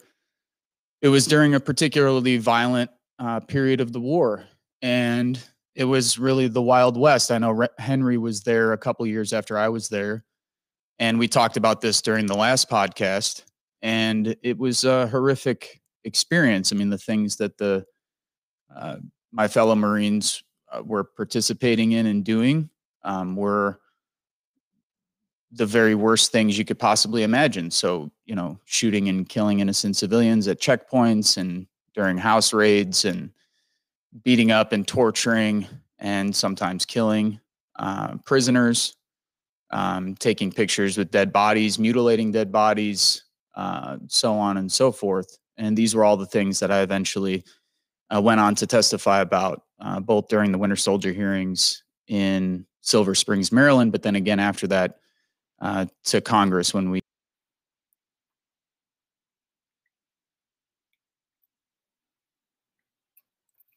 So I think we lost Vince briefly, and that's okay. You know, everybody has a plan until it kind of gets going. Giovanni, what was your, and we'll introduce you here in a bit. What was your role in Iraq Veterans Against the War? Oh, great. So we'll sorry about that. We'll stick with Vince as soon as he hops in. Because what I want to ask Vince is, you know, I'm going to do the lead in. I'm going to ask Vince about the extent to which, you know, the 2008, you know, Winter Soldier was, you know, informed by, studied, you know, as part of the legacy, and how it may have been similar and different. And I was looking at a contemporary at the time, June 2008 article in the American Prospect, and it had this to say about the hearings that, you know, Vince eventually was involved in and testified before Congress after. It said, Iraq Veterans Against the War. This is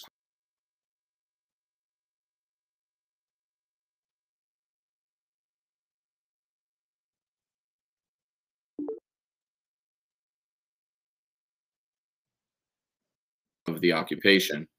And said that IVAW is inspired by the Winter Soldier Tribunal held in 1971 by Vietnam War veterans. And then it gives some background on that.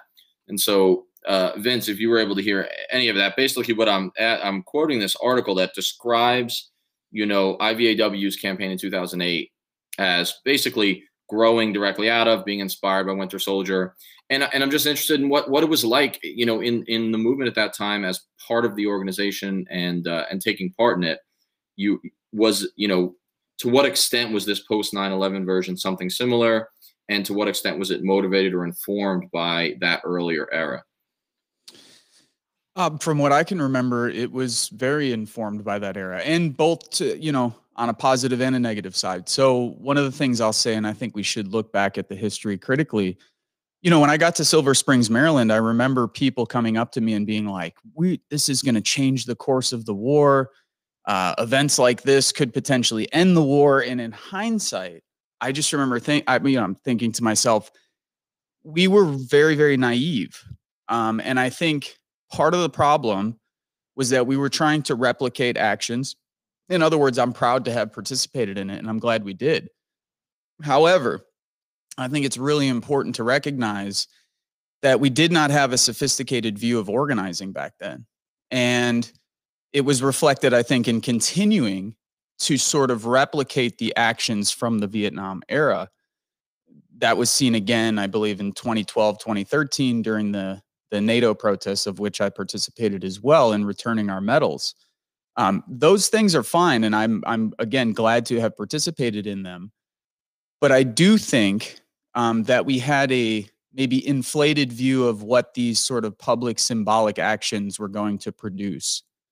So what kind of results did we expect to achieve from holding such events? It was a historical event, just like the original Winter Soldier hearings were a historical event. But in terms of changing the course of the war or having an impact on policy, it did not do those things. And I think for reasons that people mentioned earlier, I think Andrew Bacevich made a great point that it was in a context in which people weren't nearly as organized as they were during the Vietnam era. So you can't just look, I think, at the anti-war movement during the Bush years and sort of criticize it in a vacuum. The reality is left-wing, progressive, liberal movements were not nearly as sophisticated, organized, robust, vibrant, or large as they were 40, 30 years prior. So might be more of a critical take, but I think it's important to look back at that history and sort of ask, what would we do differently today? How would we organize events? What kind of events would we organize, and where do we think our power is? And how would we wield that power as an anti-war movement? I think largely the anti-war movement has been stuck in this cycle of doing a lot, trying to mobilize people who already agree with us, number one, which is a dwindling number of people in terms of the people you can actually pull from. And I think doing symbolic actions over and over and over again without, getting much in terms of results, there's a limited time and I think patience for that for most people, including those who are involved. I want to build on that just for a second and ask, for some personal and then broader, just observational perspectives on the public reception in a comparative framework. But, I'm interested in knowing what it was like at the time.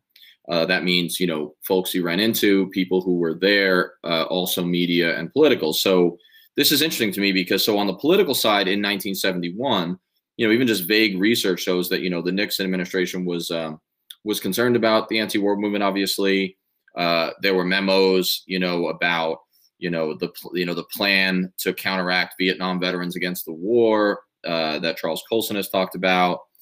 There were other memos saying, the problem with VVAW is that several of their regional coordinators are former Kennedy supporters, and that Bobby Kennedy. And that makes me laugh a little bit because I think about John Kerry in 2004, which is like the same year that IVAW is being formed.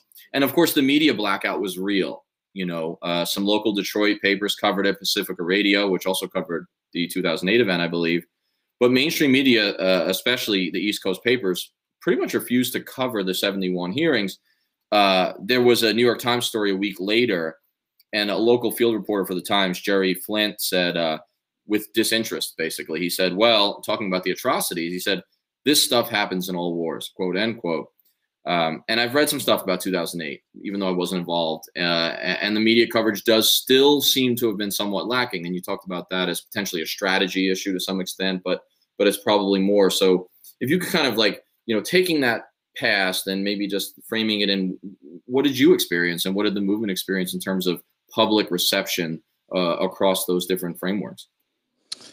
And even back then, we didn't have the kind of fast-paced day-to-day news media that we have today, but it's true that it was a minor blip on the map. I mean, when I came home, when I drove back from Silver Springs, Maryland to Northwest Indiana, where I lived at the time and where I still live today, maybe one out of every 1,000 residents in Northwest Indiana heard about this event, and they were people who had already been engaged with the anti-war movement.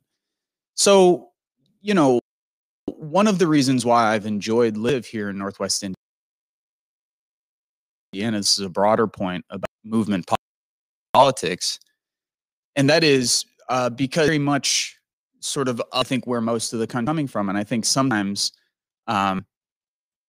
we get a warped view, particularly people who live maybe on the West Coast or live in New York or DC or Boston or Seattle or Oregon or, the Bay Area or wherever, that we are maybe more important than we think we are. And I think this is particularly true for people who spend all of their time surrounded by people who agree with them.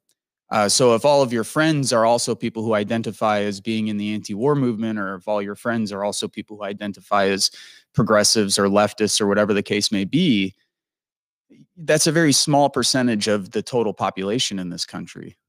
So, one of the benefits of residing in Northwest Indiana is that no matter how many anti-war protests I went to, 300, 400,000 people, huge symbolic actions, civil disobedience, all kinds of things, nonviolent direct actions. I would always come home and, go back to working at the bar and realize that the vast majority of people in middle America had no idea what we were doing, had a slight idea of what we were doing. Or, we have to remember that back in 2008, there was still the sort of rhetoric from the right that you were a traitor, that you were unpatriotic, that you were a terrorist sympathizer if you didn't, quote unquote, support the troops, which de facto meant supporting the wars. So the country was, again, for all the talk of us being so divided today, the country has always been divided, and it was very divided back then. So my last major question is a bit more on similarities and differences, and dare I say, ... gulp, with a real historian on the line here in Greg. Lessons from Winter Soldier 71 and also 08 that you've seen. And you've mentioned on the last podcast and on this one, this idea of like strategies of organizing and plans and philosophies of change. And so I guess what I'm interested in really is what are the implications out of your experience, out of Winter Soldier 08, and everything that followed and preceded that for successful anti-war and especially anti-war veteran organizing moving forward. Like what are the implications that you saw from that, and maybe some things that could be taken from it moving forward? Ooh, that's the best question to ask. So thanks for that one, Danny. And it's also a long response, so I'll give it as short as I can. And I wrote down several things as y'all were having your discussion before, because people brought up some good points. Again, I would say context matters. There is more organizing opportunities, I think, today than there were 12 years ago, not around specifically the anti-war movement, because largely the anti-war movement doesn't really exist today. So when we're talking of if we're speaking of an anti-war movement, I ask people, who are we speaking about? What organizations? How many members do they have? How many chapters do they have? What kind of active campaigns are they engaged in? What's the long-term strategy? What are the short-term objectives to achieve that strategy? And getting people to move away from mobilizing and think about deep organizing. And by that, I mean spending most of our time, mobilizers and activists spend most of their time speaking with people who agree with us. Organizers spend most of their time speaking with people who are not on the same page with us. That doesn't mean the far-right Boogaloos or the Proud Boys. That means the overwhelming majority of Americans who remain on the sidelines, people who might agree with us through opinion polls and so forth, but who are not organized. They're not members of organizations. They are not accountable to a collective body of people, and they're not actively engaged in campaigns and so forth. And I think there's opportunities. People mentioned it before. Black Lives Matter, there's opportunities to make connections with movements. When we were in Ferguson back in 2014, 2015, with a group of activists from Northwest Indiana who traveled down after Mike Brown was murdered, we saw people with Palestinian flags in the streets on Florissant Avenue. There was a sense of international solidarity then, and it's even stronger today. The conversation around defunding, though I think is complex, there's obviously much more to do in the realm of militarism. There's much more money and resources to play with there than police departments have. So I think that's an opportunity. I think we have to remember during the primaries, the Democratic primaries, that Bernie Sanders received more donations from active duty service personnel than every other Democratic candidate combined. So I'll say that again. Bernie Sanders received, a self-proclaimed Democratic socialist, received more donations from active duty service members than every other Democratic candidate combined. To me, that does not mean that the military is overwhelmingly Democratic socialist. It just means that there's an opportunity there. And we have to organize veterans now, I think, in a deep way, not just on bases where they live and so forth, not on bases where they're stationed, but where they live in their communities, the other issues that matter to veterans as well, beyond those which take place within the structure of the military, because we face a serious challenge, and that is a growing white supremacist, white power movement in the United States that's been organizing for many, many decades. We talked about this at your last podcast, Danny. I highly recommend that people read the historian Kathleen Belew's book, Bring the War Home. about the growth of the white power movement and the changes that it, in the different shapes that it takes following Vietnam. And we saw, I think, the real threat that movement poses on January 6th and on numerous occasions throughout the last 4 years. And as we've seen in the reporting following January 6th, I think 1 out of 5 to 1 out of 4 people who have been arrested at the Capitol building following January 6th were veterans. So we have this battle within the veterans community. You know, there's sections of the veterans community, and this is historically true going all the way back to the Civil War, that find themselves in extreme right movements like the Ku Klux Klan or like the modern day versions of those organizations. And on the other side, you know, veterans who come home and organize within the Communist Party, organize within the IWW, organize in labor unions, veterans playing key roles in the civil rights organizations like SNCC or in the Black Power movement like the Black Panthers. So this conflicted history, we're still fighting over it. And I think there's a lot of opportunities. But I do think we have to ask ourselves what shape the anti-war movement takes today, what kind of rebuilding process we have to go through. What are the lessons that we have to learn from the 60s and from the, you know, Bush era, the Obama era, and not to just glorify all of these moments, but to really think critically about them. What can we learn? What should we ditch? And how can we move forward with a better, more thoughtful movement that's more sophisticated and more powerful? Sorry, I know that was a long answer. No, I think that when I give a question like that, I mean, there's really no short answer to it. And I think that as we transition, you know, over to Giovanni, I think he's probably going to have his own views on some of this same stuff. And I think that what we'll be talking about partly after, you know, Kagan asked him some of his own experience in the lead up to tell a bit of his story and bio, I have a feeling we'll be chewing over a lot of these same things. And that's one of the great things about having both you and Giovanni on. Before I transition over there, and feel free to stay on if you can, if you're available, and hop in as we close out. I'm not sure if Chris will be able to join us. There's always tech stuff, but you mentioned that Bernie, you know, gets this surprising support, or what seemingly is surprising support from veterans and military members. And I think that I'm not known for my breezy optimism, certainly, anyone who's read my stuff, but in terms of opportunities, it's interesting too when you talk about alliances, cross-partisan even to a certain extent. Ron Paul got an enormous amount of support in 08, maybe 12, that, you know, definitely 08 on the Republican side. So isn't that interesting in terms of like our leadership in the establishment parties not reflecting, right?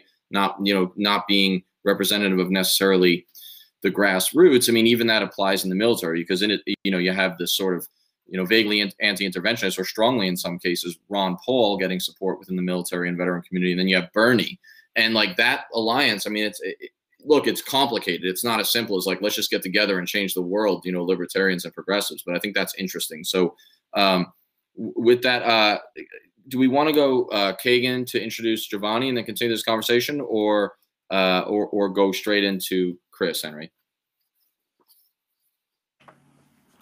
I'm not sure if our connection has cleaned up enough for Chris to join in. So let's chat with Giovanni first. Yeah, let's continue this conversation. And Giovanni's been on for a long time and just been a great addition in the conversation. So Kagan, take it away. Thanks, Giovanni, for coming on again. We always appreciate having you.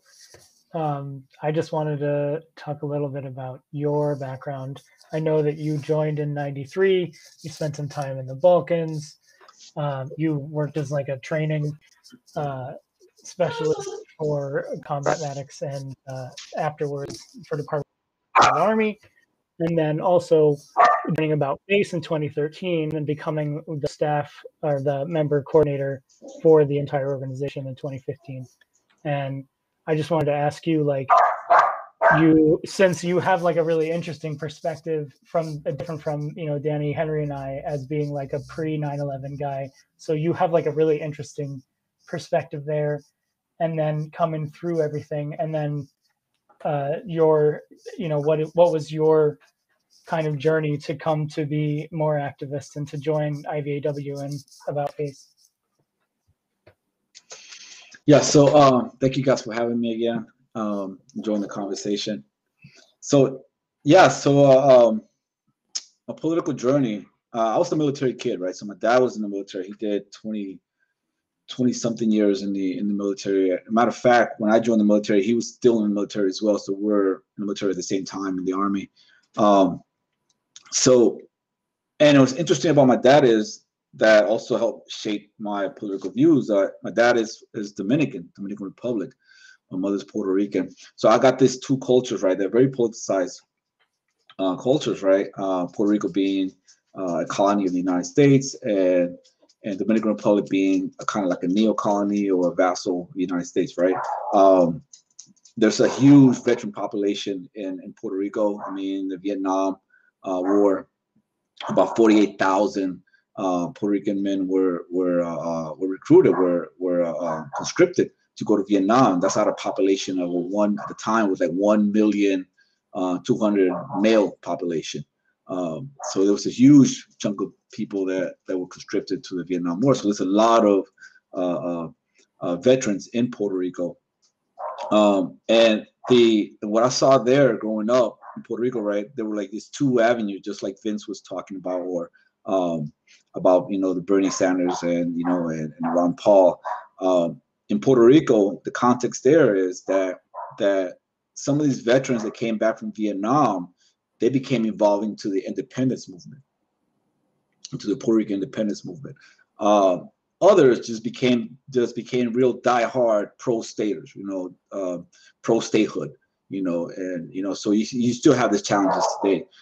From my father's side, my father lived through a U.S. invasion in 1965, where President Johnson ordered the invasion of the Dominican Republic during a failed revolution there. 42,000 U.S. soldiers landed in the Dominican Republic. But that was a young boy at the time, so it pretty much shaped his view as well. But nonetheless, he still joined the military. But I grew up also listening to the stories of the U.S. occupation of the Dominican Republic in 1965 and soldiers and the bombings and so forth, right? So I get this perspective also from people that had experienced a U.S. military intervention from the other side, from the receiving end, you know.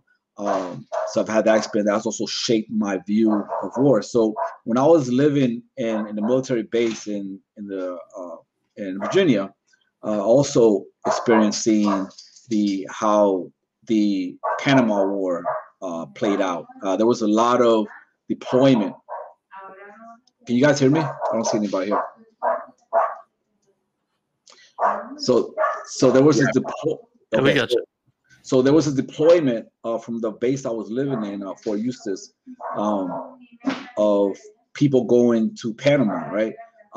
They went to Panama, you know, and I was a kid then, and they came back from Panama, and 18 months later, they went to the Gulf War, right? So they all left. So that pretty much impacted me as well, seeing this deployment in real world happening, and then the stories they came back with, and the pictures they came back with, you know, of dead Panamanians and dead Iraqis, and kids were passing around in school like you know, like it was trading cards, you know. So all that, you know, pretty much that kind of it was disturbing for me, but at the same time, it gave me a consciousness of what are American wars and what they're about, you know, of not believing the stories, you know. But nonetheless, I also joined the military right after high school because that's what military kids do, you know. They join the military just like their fathers did. So I joined the military in '93. By 90, late 95, 96, you know, I found myself in the Balkans, right? Doing the NATO intervention in the former Yugoslavia, which was NATO's first military intervention, you know, since it was created. And pretty much decimated the country with the bombings, you know, and they intervened in the Civil War. The country, you know, was bombed, and then we were part of the NATO troops there, trying to implement the what was called IFOR, implementation force, right? So just like Colonel Basovic, when I left, I had no idea of the context of what was happening in Yugoslavia. I was just there.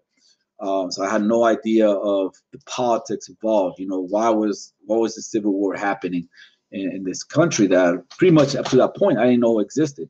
Well, I did know existed because of the car Yugo, the Yugo car, but I didn't really know too much about it.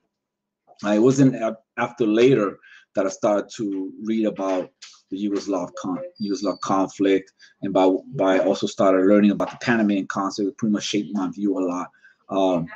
So when I left the military, so when I was when the invasion happened in Iraq in 2003, I was in a platform. I was an instructor for WINSIC, which used to be called the School of the Americas. So I recall that when this whole the build up to the Iraq War, went from invading Afghanistan to talking about invading Iraq like in a heartbeat. It didn't sit well with me. It didn't sit well with me right there. It was off. The narrative was off. It just didn't add up. And I was seeing how people in my unit, how they were just ecstatic about it. It was like it's like we went to a Super Bowl or something. They were just so pumped up about invading Iraq. And I remember I was disturbed with that, and I recall that right there and then I made a choice that I was going to leave the military. That wasn't, I'm not going to participate in this. At that point, I think I had either 10 years or 11 years in the military back then. I recall right now. So I refused to go to the Iraq War. Luckily that I wasn't put in a position where I had to make a choice of either going or deserting or whatnot. But I already made up my mind that I was not going to participate in that war. And my ETS came earlier, so I ETS out of the military. I left. I had like 2 kids, and I didn't have a plan when I left the military. So that like the first 3 years was kind of very shaky in my marriage and all of that, because it was just really, I had a livelihood in the military. Now pretty much abruptly cut it off. But which brings me to Iraq Veterans Against the War.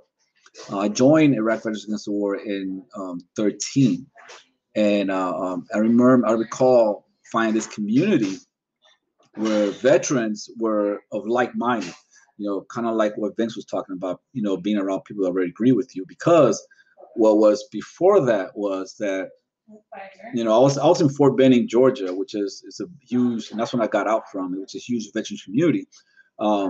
I couldn't relate to none of the veterans around me. I mean, I was just so disgusted by them, and either they were pro-war, pro-Iraq war, and using all these negative, all these racialized, slurs against Iraqis, right? Or they were hyped up because they were about to get, because of deployment, because of the good money, I get to buy a boat, I get to, buy another house, and yada, yada, yada, yada. So I was kind of disgusted by all that. So I remember when I found Iraq Veterans Against the War, I was already in Texas by then.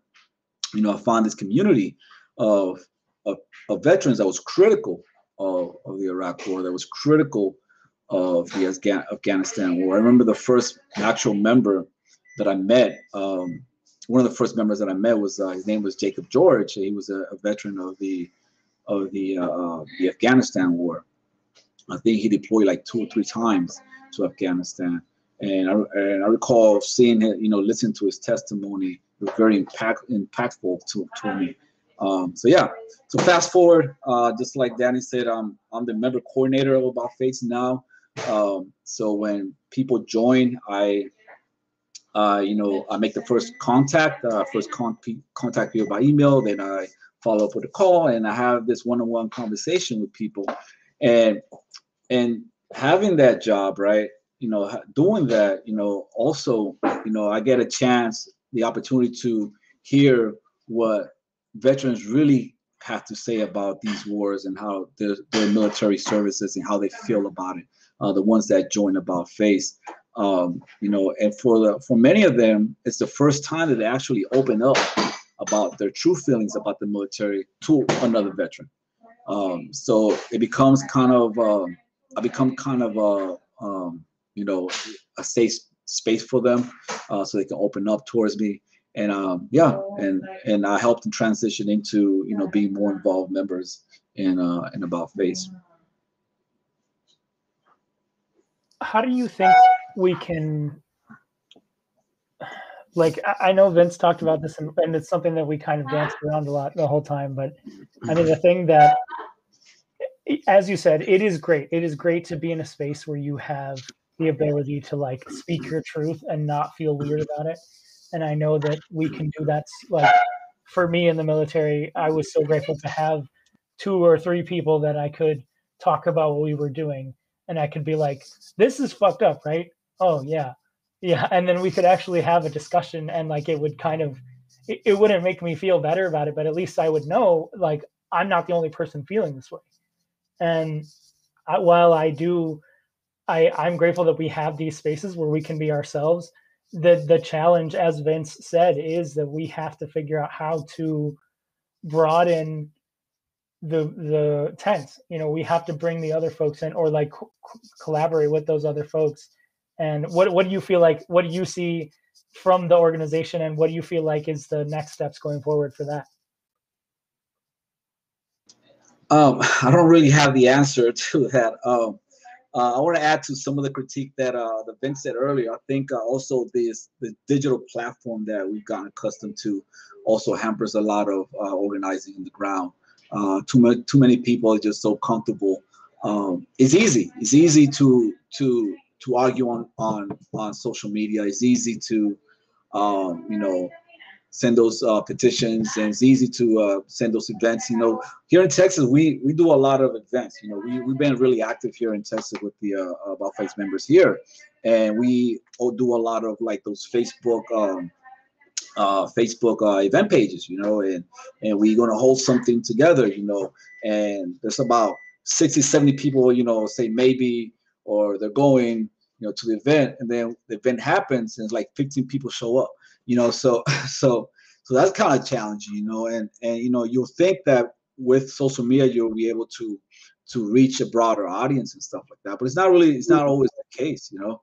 I guess, you know, I get it. People are busy, you know, people, you know, we live in a very hyper individualized society where individualism is key, you know, solidarity takes a little bit more effort. And people are just so far removed from these wars. I mean, being a new member coordinator, right? I can recall that when last year, when Trump assassinated General Soleimani, the Iranian general, right? We had a spike in membership, right? We had a spike of people applying, you know, in the next couple of months, because everybody thought they were going to go to war, you know. So there was a lot of veterans, a lot of active duty veterans as well. They were applying, and then it kind of mellowed out a little bit when Trump announced that he was going to mobilize active duty soldiers and National Guard soldiers, right, to quell the George Floyd protests, right? There was another spike of members. I mean, I think in one day I had like 100 applications in one day, you know. Of a lot of them were National Guard people, a lot of them, you know, some people were active duty people and stuff like that. You know, and then it kind of quells down again. It seems like when there's a moment of crisis, when there's a moment where, you know, people are like, oh snap, you know, something's going to happen, there seems to be an interest in anti-war. You know, at least finding an avenue of anti-war. But when people go back to comfort levels, right, it kind of quells down again. Also, you know, when Vince was deployed in the early years of Iraq, you know, there were boots on the ground. You know, now people are just so far removed from the battlefield. You know, now you're fighting with proxy militaries or proxy militias with drones. You know, you're with proxy countries. You know, right now you have there's you know, the hybrid warfare. You know, right now, you know, there's literally a war against a country in South America, Venezuela, right, which according to estimations, right, has killed 40,000 people in 1 year just because of sanctions regimes, right? And right now you're in, you know, but there's no boots on the ground, you know, because there's no boots on the ground, people don't care, you know, but it's still taking people's lives, you know. So that's one of the challenges, that all this trick that are being played against, you know, and the information warfare and the community and the fact that you're not feeling something, like, you know, you don't have skin in the game, you know, gives you the opportunity to just look away. I mean, I did a film screening here with another member of About Face, an early member of Iraq Veterans Against the War, Ross Caputi. He put a film together called Fear Not the Path of Fear. Fear Not the Path of Truth. I think that's what it's called, right? It was based about his experience in the assault in Fallujah, the second assault in Fallujah.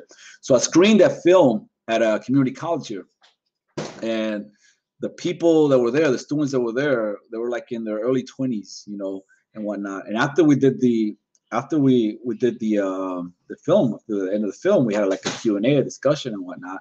And I was just surprised how Iraq was it's just a vague memory for them, you know. When the invasion happened, they were probably like 6 years old or something like that. It was just such a vague memory for them that, you know, they couldn't really articulate what happened. You know, it was something fresh and new for them, you know. So yeah, so you know, I think Gore Vidal talking about United States of amnesia. I think that's what's happening. You know, we have such short memories that makes things hard. It makes, you know, hard for persistent organizing, and people just keep their eyes on the goal.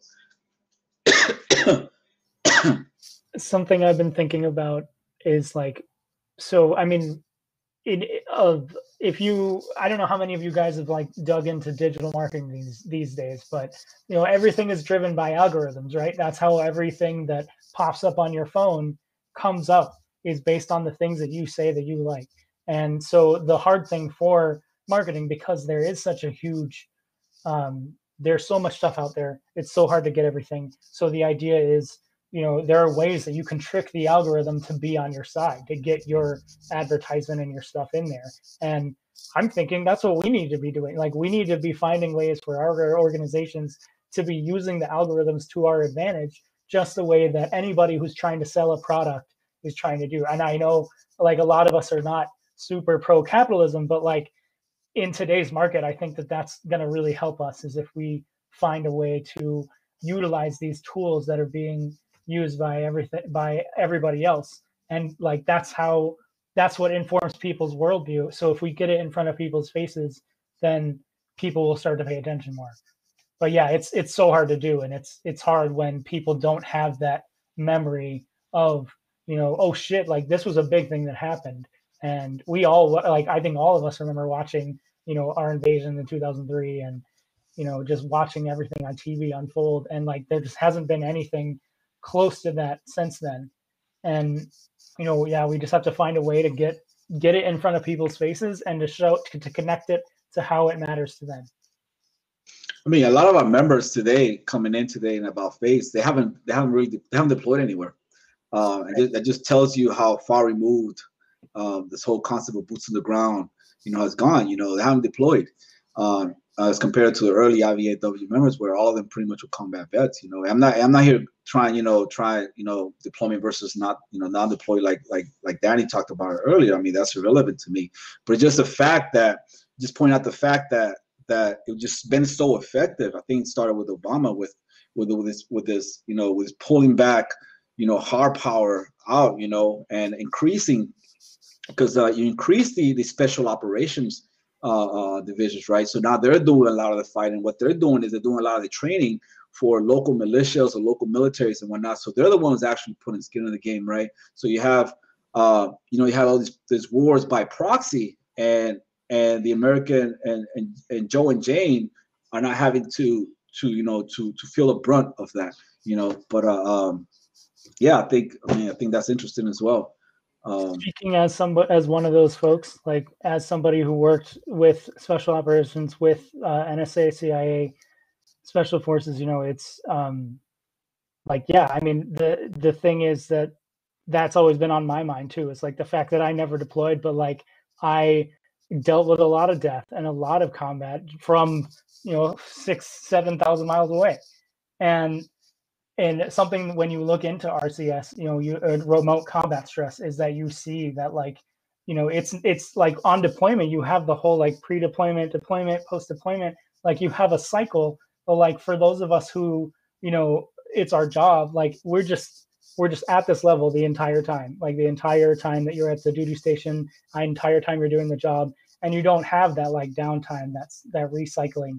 And it's good for the military, and it's good for the public, because everything is behind closed doors, and it's not our people on the ground, it's not us focusing. But like for those of us who do bear the brunt of the work, and especially like the drone operators, the drones, the sensor operators, and the pilots, like they, it's just something that people don't really understand. Like, this is still war, and it still affects us because we're human beings. I think that that's a really important point that Giovanni and Kagan both raised about the changing nature of the wars. When we talk about methods to sort of squelch military dissent or make it invisible, well, the draft was a big part of that. But I wonder if there's something almost more nefarious about turning war itself invisible, this abstraction that Giovanni talked about. And when you go tech savvy, when you go proxy, when you go commando raids that are so classified, right? Or you blur the line between contractor, soldier, intelligence operative, and kind of foreign forces, right? That's another challenge that, that wasn't even really on the radar, at least I don't think, to the same extent for someone like, Andrew Bacevich, right?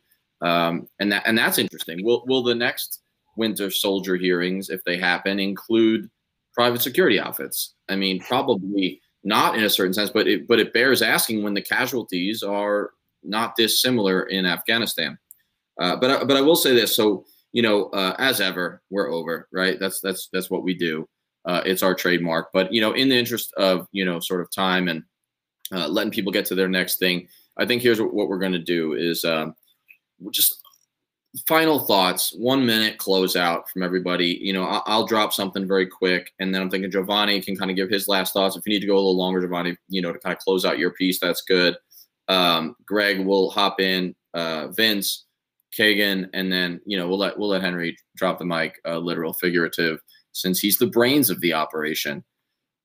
One of the things that kind of jumped to me as I was listening to everybody, and I think the strength tonight was the panel, which is why in many cases the co-hosts, who often do too much of the talking, well, one of them more than others, we kind of let that happen. And some of that conversation is so great because of the different perspectives, intergenerational, who's a scholar soldier, who's an activist, is really valuable. Chris Lombardi wasn't able to come on and talk about her book, her research in, why exactly there has been this long tradition, what the challenges have been, what the gains have been. But I as sort of the geeky historian, I want to speak a little bit to that long legacy, tradition, maybe even obligation of military and veteran dissenters, which really starts with the American Revolution. I mean, frankly, there have always been dissenters, which I talk a little bit about in my book, Patriotic Dissent. But I think one of the things that jumped out about today's discussion, especially in the later half with Vince and Giovanni, and really across the board, is it's important to commemorate things like the Winter Soldier hearings of '71. It is crazy that it was 50 years ago, despite the lingering just power and relevance that Greg was talking about of this contested Vietnam War. But it's also important to, learn, adapt, and stay active. It's more than just making a mark on the calendar that someone will 50 years from 2008 commemorate what Vince was part of. And that should happen. But I think one of the things he constantly raises, and that so many people have, is, well, what are we going to do about it? Because the truth is, look, I mean, a note on sort of like terminology, etymology, where does Winter Soldier come from? I don't think anyone mentioned it. Where does the term come from? It's, it's derived as a contrast to Thomas Paine, who described the summer soldier, in his first, American Crisis paper. So that's December 1776. So look, I'll just argue, as I have before, we're in one of those now, an American Crisis. We've been in them before, but we're in the 20th year of a largely unchallenged, at least successfully, ongoing war with no end in sight, utterly hopeless. And this is 244 years and 2 months, right, from Thomas Paine's pamphlet. So I just want to keep that in mind. And so commemorate and move forward. And with that, Giovanni, last thoughts from you. Yeah, I want to say thank you guys for inviting me for this very important discussion. Thank you and for the job that you guys do. Very good. Put the voice out there. Put the there's not a lot of platform for us dissenters, to have, and I'm grateful that at least Fortress on the Hill exists for that. Yeah, I mean, it's mind-boggling for me being in a situation where you're in 20 years warfare, right? Continuous warfare in about 13 countries, actively bombing 7 countries, and no one is talking about it. So it's mind-boggling to me. No one cares, no one talks about it. But I'm looking forward to a change in that. I'm looking forward to a dismantling of this war policy, this war regime that we seem to have, with both parties. Yeah, that's it.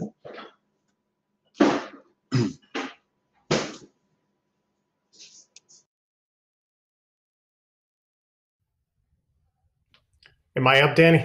Yep, you're up. All right. So as a Vietnam War historian, I'll come back to the actual historical event itself.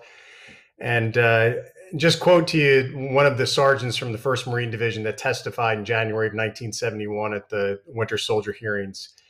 And in the conversation, he said, "We were conditioned to believe that this was all good for the nation.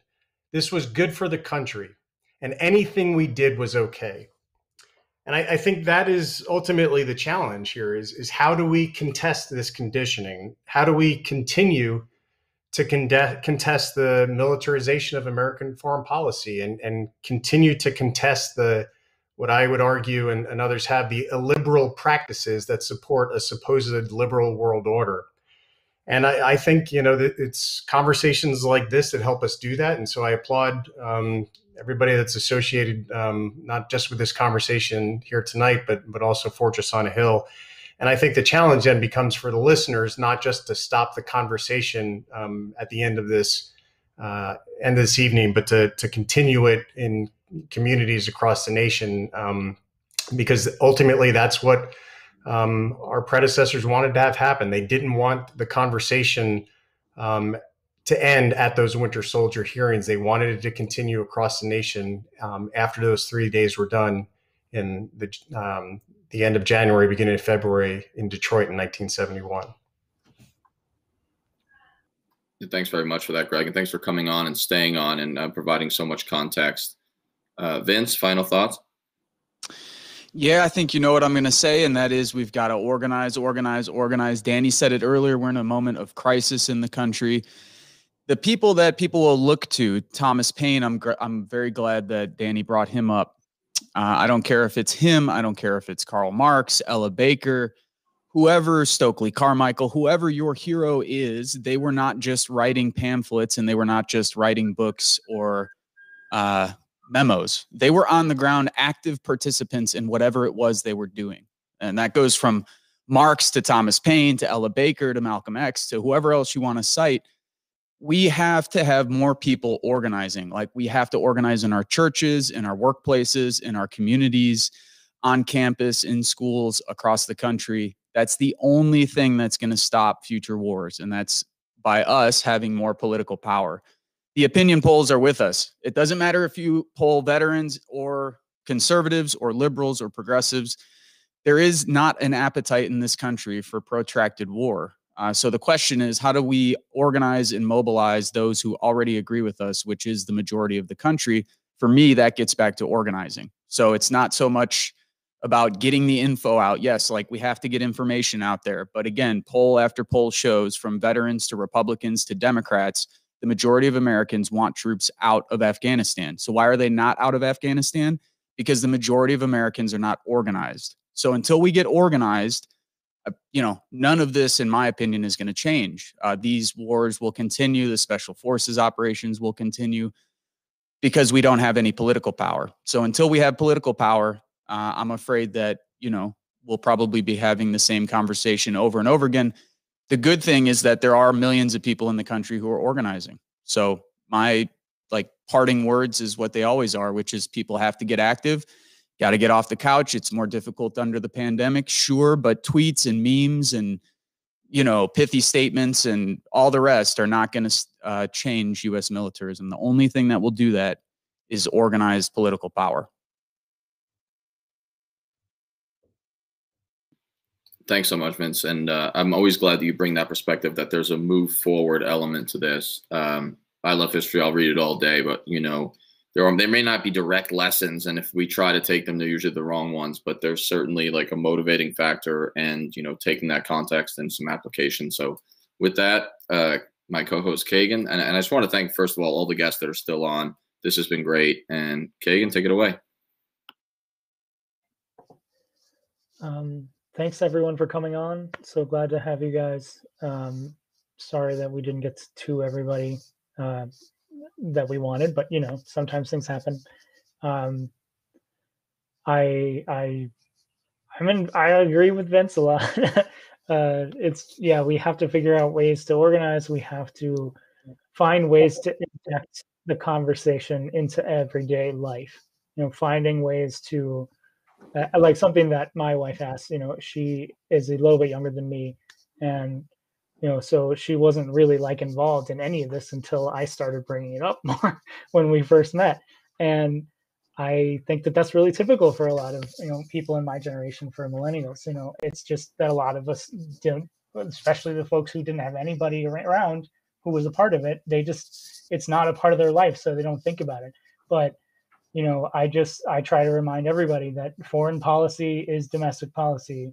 You know, everything that we do overseas comes here, and everything that we want to do, we start doing it overseas because it doesn't affect Americans, and therefore we don't care about it. But or we bring people together and we decide, you know, when is enough, and we call out. We have to call out our politicians. We have to call out the people who take money from these defense contractors and say, you're never going to support being against the war when, you know, where Raytheon or Boeing is making money in your district, you know, and like that's the stuff that gets people to think more and gets people to actually pay attention. So I am hoping that, you know, we have to find those really effective ways to move forward and to help everybody be a part of the conversation.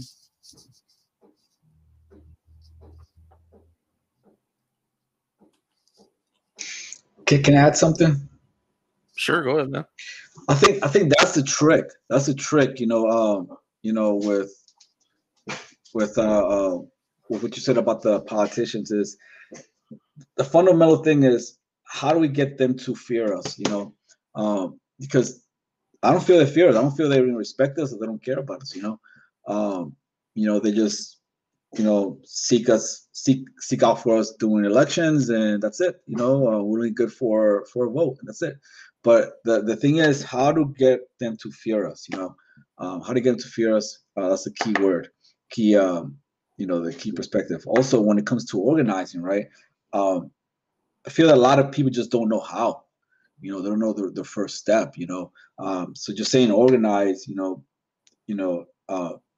People just need to know how to organize. A lot of people, you know, doesn't have that direction. You know, there's no how to start. You know, and I speak, like I said, when I speak to a lot of people, they just don't know. The people that join About Face, you know, the new applicants, they just don't know where to start. They just don't know what to do. You know, so yeah.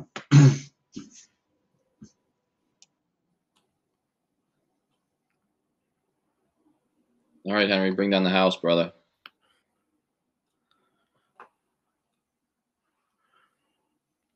So some time ago, Danny and I were talking about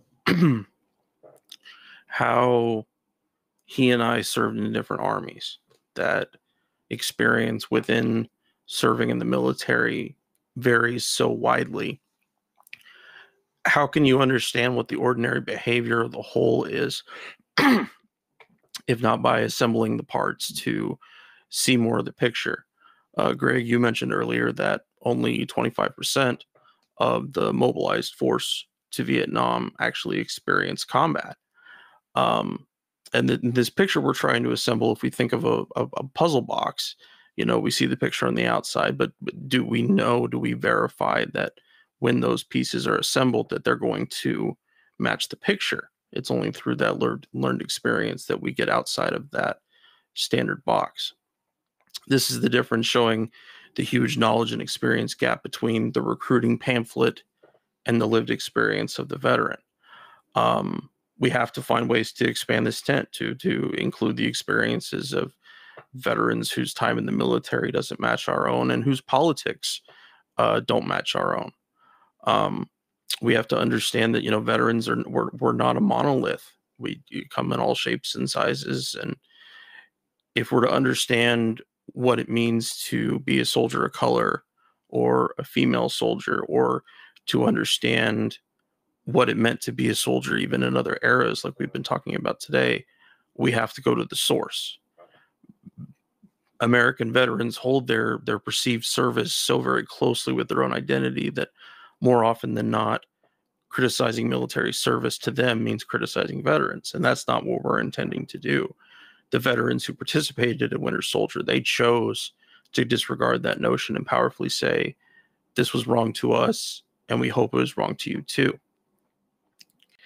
Lastly, we have to understand that commemorating something doesn't ensure that people will actively and honestly commemorate it. You know, commemoration is not analysis. Commemoration is not advocacy. We have Veterans Day and Memorial Day and the 4th of July, but each day means something different to every American citizen and to every veteran. And Americans have their beliefs bookended by, you know, the circles they lived in. Like Danny said a little bit ago, you know, the event goes by, Memorial Day or whatever, and as a citizen, we put our pin in it and say we did our job. We felt sad or reflective at the appropriate moment, and now our calendar and hence our mindset can move on. Anti-war veterans have to find ways to disrupt that, to disrupt the narratives of war, and sometimes that includes being the targets for other citizens or other veterans who honestly may end up seeing us as traitors. And we have to understand that we're trying to rise to a better level of patriotism, a much more reflective one.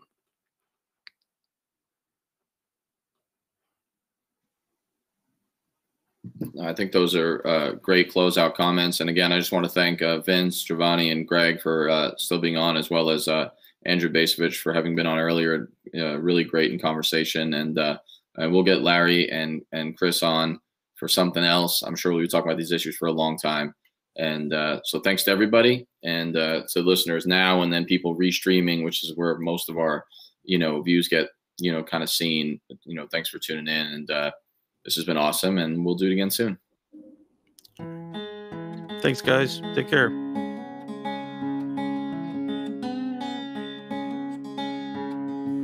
We're on Twitter at Fortress on a Hill, and also at Facebook.com at Fortress on a Hill. You can find our main blog page and our full collection of episodes at www.fortressonahill.com. iTunes, Stitcher, Google Podcasts, Patreon, Spotify. You name it, almost anywhere you listen, we're already waiting for you. And hey, we're always in the market for more Patreon supporters. Please consider becoming a patron at patreon.com. And if you're not into giving us a monthly payment, think about giving us a couple bucks on PayPal. The link is in the show notes. Skepticism is one's best armor. Never forget it. We'll see you next time. And listen to my song. I hope you'll pay attention. I will not detain